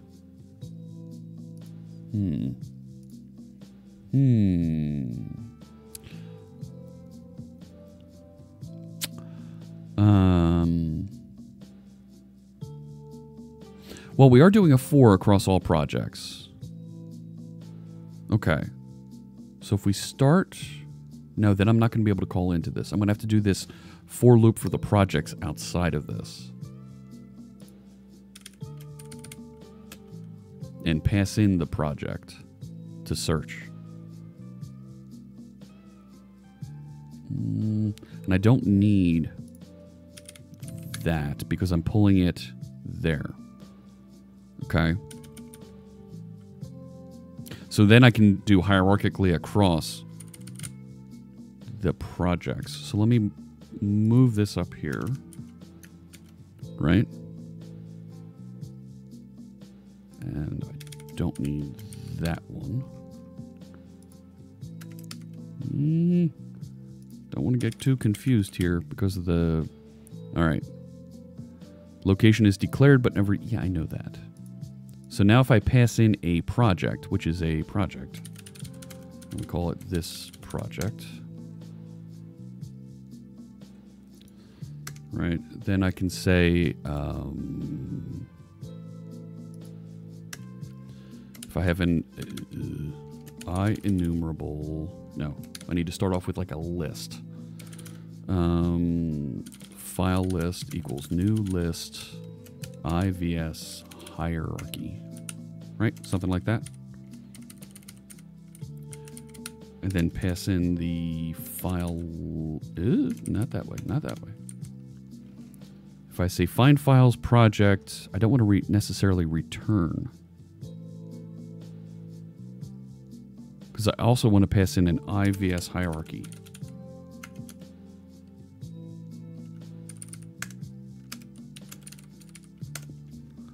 Right, if we have to go spinning down through something. Naming types and interfaces is strong. Oh, yes, it is. Very, very, very strong. And you blow it! Things have been around in this for, like we said earlier, for 20 years. It's grown, it's evolved. It's amazing, the staying power of this project. This project being Visual Studio, not my project. My project's new and young and silly. Not silly. It's going to be very phenomenal. All right, so as we try to go down here, so we have the project. We want to find the files for it and return that collection. So I think we say file list dot add range. Haha. Find files. This project. I don't have a starting hierarchy, so I don't need to tell it to do that. All right.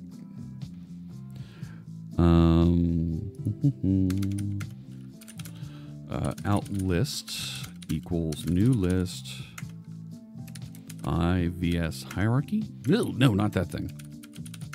There we go. Okay, so I have that. So if the name matches,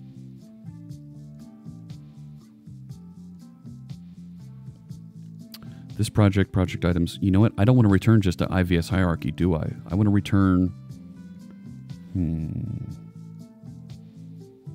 I want to return the full path as well. So I think I need to make this that tuple that I want to return. You know? So let's do that. Right, I know I'm allocating a little bit more for it, but I think we'll be okay. What do you think? What do you think, chat room? Am I going in the right direction here? Am I allocating too much? This looks really weird with the amount of code that I'm bouncing back and forth on. Catch you all later. Conference call time. Take care, Deathpacks. Thanks for joining us. Of course, this video will be archived and available on the YouTube channel later. Okay, so I have the list. At the end of this, I want to return that. Right, so I get that back. But if I do find it, I've got out item and I've got full path here. Just a Rambler. Thank you for joining us. Where's out item? Out item. And is that Dracilis or is... Let me know, how do you pronounce that? Is the I enumerable correct like that? Yeah, it's fine. Yeah. Out item is up here. I don't think I want that. Because it's now being maintained down here. So... IVS hierarchy out item equals null. So I have that. So it'll put that there. And now I have... And full path should be in here as well.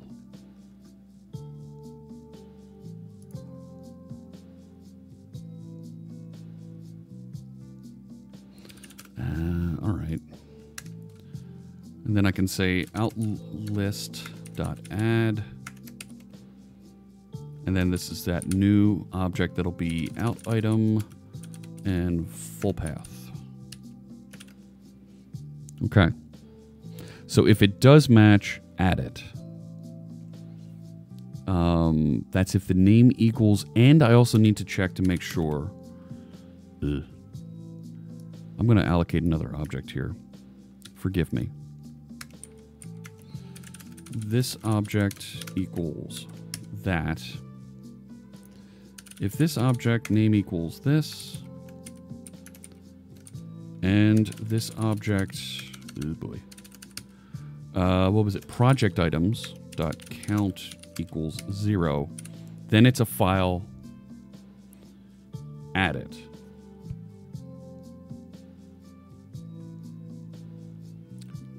IVS hierarchy on the DTE solution. Does it? So file list. What I want to be able to do here is return file list 0. I'd prefer if it has, right? Return the first error whisper if there are multiple. Do you think that's going to work? Don't forget to search all the items in file names while you're at it. Yes, that's what I need to do down here. So if it... Oh, shoot. You're talking about this, not just... Well, I'm looking at just the name of the object, not the file name.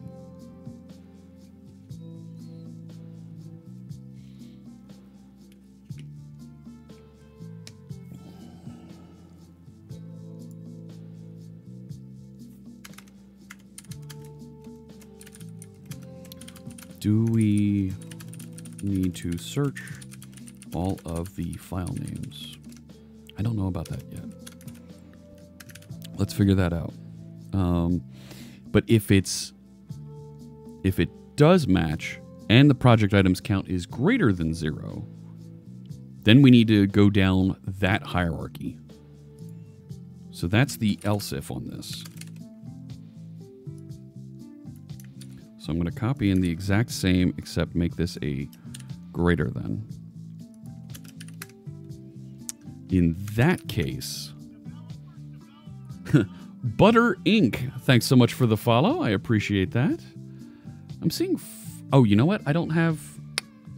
Hang on. I don't have my my widgets running. That's why the numbers and things aren't updating over there. There we go. Now they should update. Some link might make this more readable. Well, project items isn't enumerable, so you won't be able to go through it.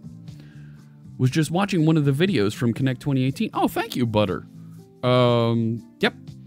I am part of Connect 2018. Yeah, it's not enumerable. You won't be able to run link across that stuff. So those numbers should, right? These things should update. There it goes.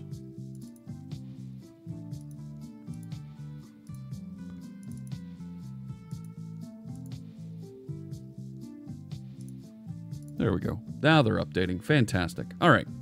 Back into this.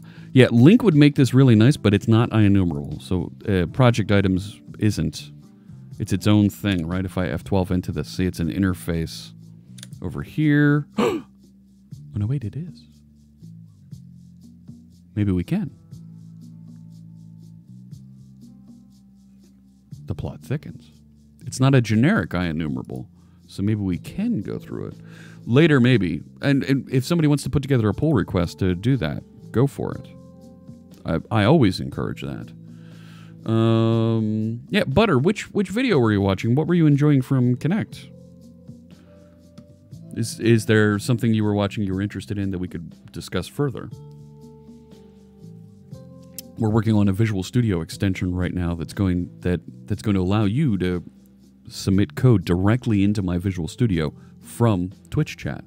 Hands-on Azure IoT. Oh man, yeah. That was a lot of fun with Suze Hinton. She's No-Op Cat, Noop Cat, and I have the chip. I need to do something with it though. I'm not sure what to do with it yet. It might be it's it's still in the box that she gave me, and look at that. She even put my name on it right there. So I need to get that happening. Make something happen over there.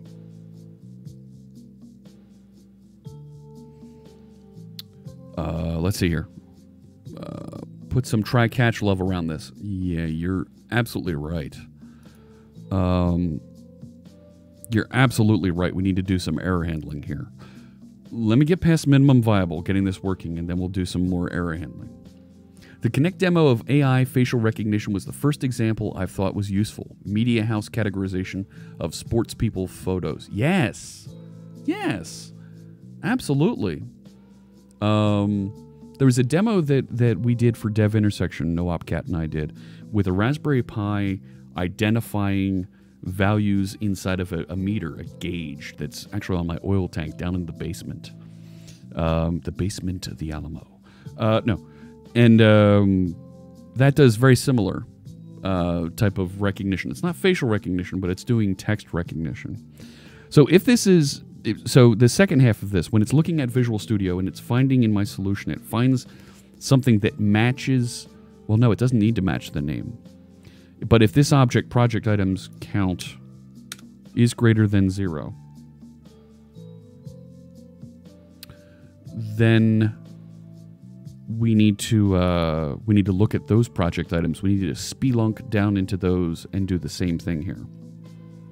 So let's say outlist.add, and then we're going to add to it. I'm going to call this exact same thing, find files on this project, and we're going to start from the current item, which is this object. Then this, we can actually make this object to simplify that.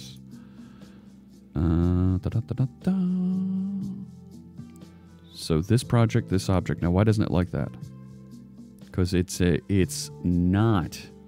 Oh no, it's not a VS hierarchy. It's a project item.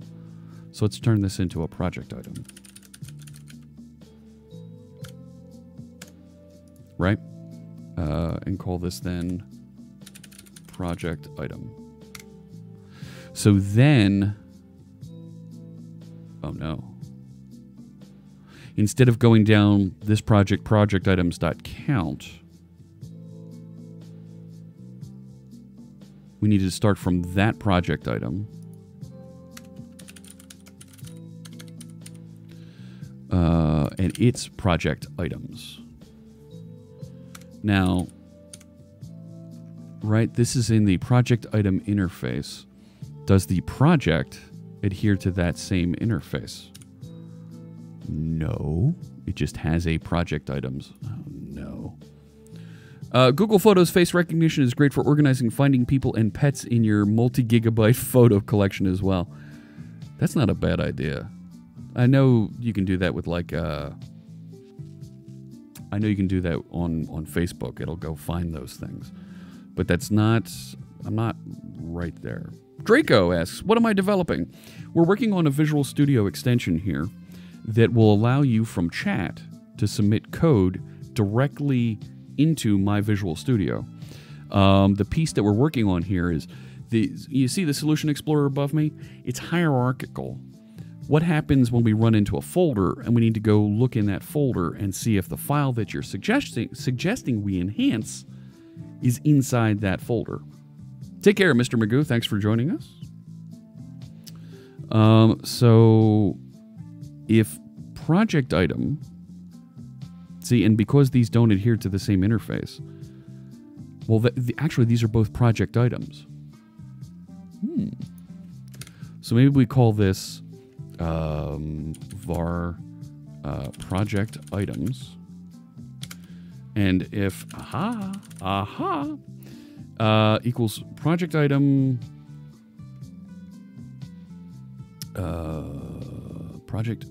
if it's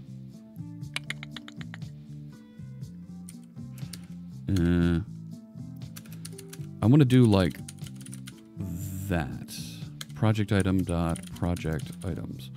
So, oh gosh, if it does not equal null, then it's going to be project item dot project items. Otherwise, it's going to be this project dot project items.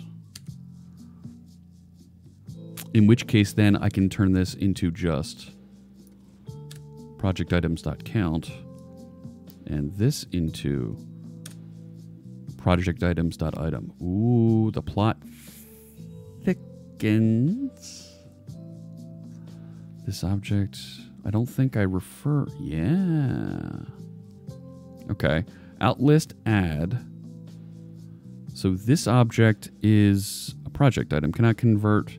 Okay, so I'm returning IVS hierarchy. Okay, hang on. This is upset because I'm returning IEnumerable.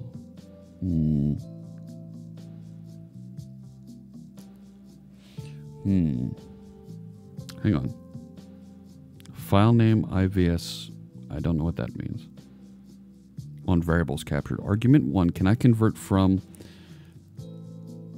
So outlist is a IVS hierarchy VS object. String path. That's what we're returning. Okay. Outlist is IVS hierarchy string path. Okay. So why won't it let me find files? Should return that Visual Studio. Oh, no. That's right, isn't it? Add range. Thank you. You're right. Oh, that's much better. And then we need a semi. Okay, so if there is a folder, it'll go find those and return that then. Yeah. Thank you. Okay. So I think that'll properly spelunk down the project hierarchy and start finding things. Let's see what that looks like now. I'm going to put a breakpoint there. And I'm also going to put a breakpoint here so we can see it go down into this. Jan Lyons, thanks for the follow. I appreciate you joining us here this morning. This morning, my time. And let's see what comes up here. All right. And then?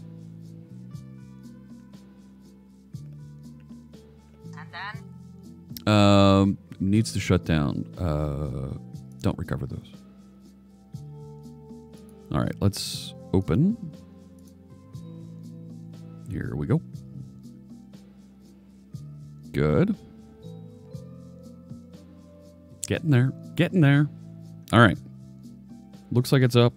Looks like it's running. There's live share connected and running.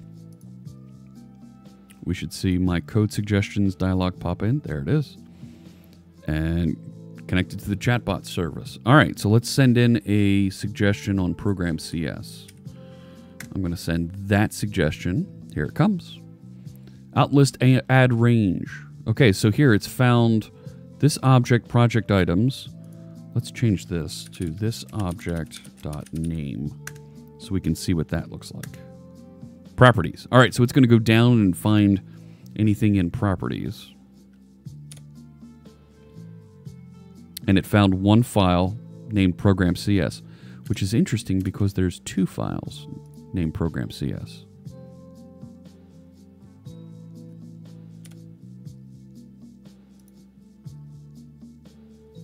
Right? Oh, I didn't save the project from last time. That's why. All right. So let's add a second file called Program CS, right? It found the project, right? I can click through on these and it jumps to the appropriate line number, right? And you can see line 12. That's fine. Let's add a folder here and let's start trying to confuse it. Did I click on Manage NuGet Packages? Please tell me I didn't. Rats. Why would I do such a thing? That's so wrong. That's inconceivable. Okay. So we'll add one here called test. There's already a... All right, fine. Let's remove that. I want to show... Yes. Include in project. All right, good. Save that chalupa. Chalupas. All right, so now there are two files called Program CS in this test project. Can you send in another code suggestion command on Program CS, please? Yeah, we didn't save the the project file with that extra folder. You're right, Stelzy. All right, thank you, Bardaki. So now we're looking at properties. Okay, continue. It found test. All right, so now file list has 2 items, and there they are, program CS and test program CS. So I don't know which one it is, and I'm just, for right now, returning the first one. And there's the suggestion from Bardaki. Okay. Phenomenal. We've got this to a point now where we can identify and we can go down into those folders. So I can also add, right, if I add another class here and we call this bar.cs. So now in the chat room, can you give me a suggestion on bar.cs? We should see that suggestion for bar.cs come up. I think we're almost there, Bardaki, as far as trying to find and locate a file that actually exists, right? So now, right, this object name, I should also put in here the file name that we're looking for. So let's add a watch for file name. Is there a way to move this up?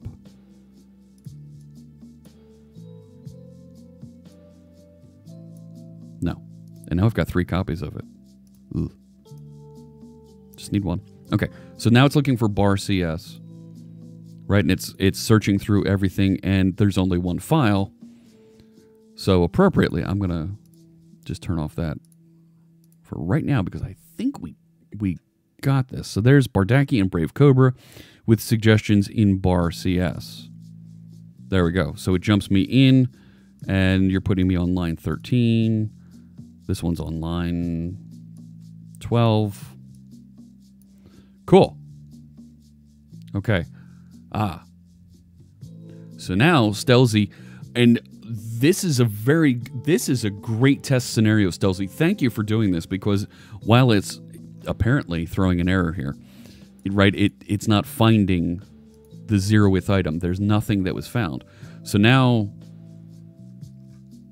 right, it didn't add to the list here, but when I look at my output, right, so we need to be able to handle when there's a folder submitted with it. Fantastic.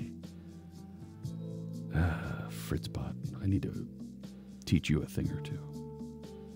So, 2 things. We need to be able to handle when the folder is passed in, or when a file is passed in that doesn't exist. If a file is passed in that doesn't exist, we should raise an appropriate error message back. So let's add some to-do items here. Because I think for minimum viable, it does what we need. It's just grabbing the first, it's identifying the thing. But it's also going to find, if there's multiple projects, it's going to find all the things and return the first one. It might not be the right one, but it's returning something.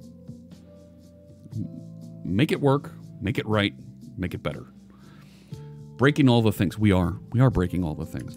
So here's what I'm going to do in the short term here. I'm going to commit these changes.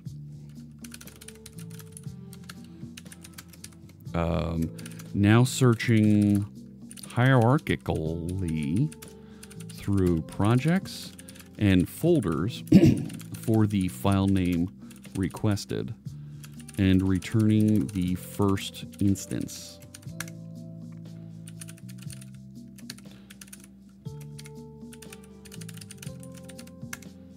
There we go.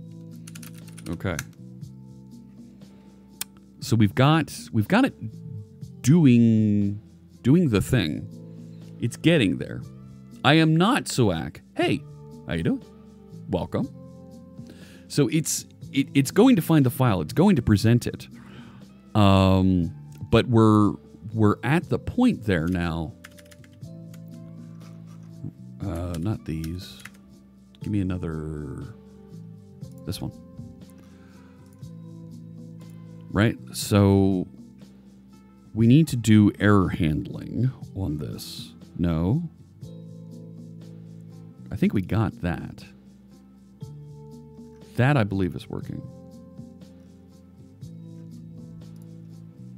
Code suggestions. This is what we're working on.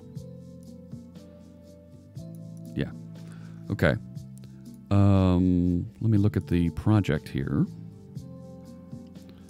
So this, receive code suggestions from the chat room, add them as messages to the error list window. We've got that. Should be able to click these messages and jump directly to that file in the row location. Got that. So I think we're done in spirit that. Now, this is the one that we need to work on next, and let's open this up and talk about this. We need to validate parameters passed in. Line number should be a number. Does the file reference exist? Draco asks, will this work for Visual Studio Code as well? Unfortunately, not, because Visual Studio Code and Visual Studio 2017, and 2019 for that matter, have different structures to their extensions. However, we should be able to take the base functionality that's inside this code suggestion proxy, and because we've taken the receiving of those messages from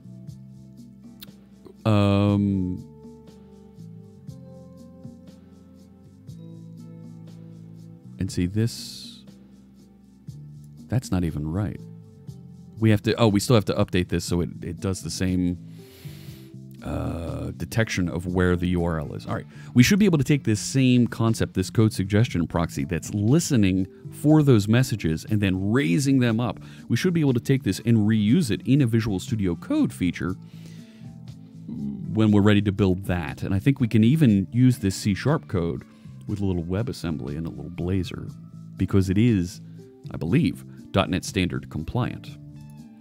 Okay, so to this, I think we need to add some comments to this issue here. Line number should be a number in the file. And you know what? Let's turn that... Let's make that a to-do item. Does the file referenced file exist? So let's do the existing file in the solution. Prompt if multiple files exist. Multiple files match. And I liked, somebody had a comment here, accept this as the file name to refer to the current text editor.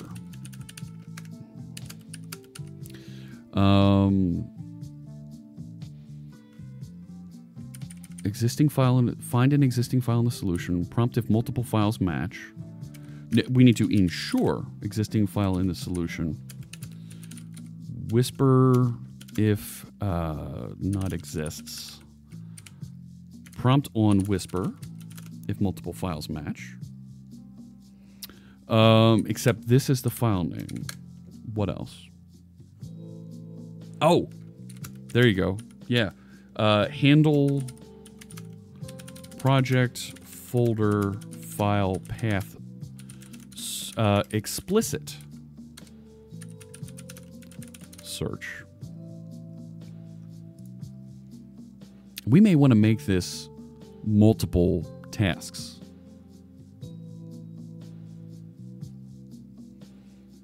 It would also need to be a solution unique path, including the project. Yes, you're right. Yep. I think you're absolutely right there. If it is unique, yeah, it should be unique. The location of the file that you're trying to load, right? That you're trying to suggest on. I'm going to add another to-do here. Add light bulb. Yeah. Gesture for the line suggested. On the line suggested. With the new code to add. Yeah. That makes sense to me. And we need a bot command for what live share are we using, what repository and project are we in. We should be able to pull both of these out of our code suggestions package. This one I'm going to leave as help wanted. What live share are we using? Yeah. And this one's going to take a little bit of time to figure out. All right. I think we made some huge progress today. And we got a lot done here. We made a lot happen. Let's wrap up. So you can suggest code and it will appear. It comes into Visual Studio, and assuming you're suggesting code on a file that exists in the project, it'll drop down and it'll appear in my error list. And I can grab the code that you're suggesting out of the console window, the output console, and I can copy that into my project, wherever it is that I'm working on. What if someone sends in multiple suggestions with follow-up whispers? That's a great question. Not sure. Right at the end, Robert Tables, good to see you. I'm actually going to set up to raid our friend Code Rushed right now. I just got a text message from him. He's up and running, and then I think he's going to be raiding along. There's a bunch of us that are streaming today. So I think we'll continue on with this next week. Tomorrow we're going to do basics, getting started with web development with our friend Steffi HS. Let me throw that shout out in the chat room there. There she is. There's a link to her if you want to learn more about her. She's a semi-professional Hearthstone player. We'll learn about her and we'll get started. We'll talk through what it's like to be a new developer. And if you have friends that are interested in learning web development, let them know. Of course, we're going to really lower the bar here and let folks ask any kinds of questions about web development and let folks help out and encourage some new folks to join and work with us. Why am I getting two bots running? Oh, because I still have the web project running over here. There we go. All right. Saturday, we're going to do Christmas stories here on the stream. I've been asked to read a couple Christmas stories. I'll be reading some Christmas stories on stream. Maybe we'll write some code, but we'll have that fun then. Tuesday next week is Christmas, right? Tuesday's Christmas? Tuesday the 25th. We will not be streaming on Christmas. Okay? Come on, Mario. We're not done yet. I will not be streaming on Christmas.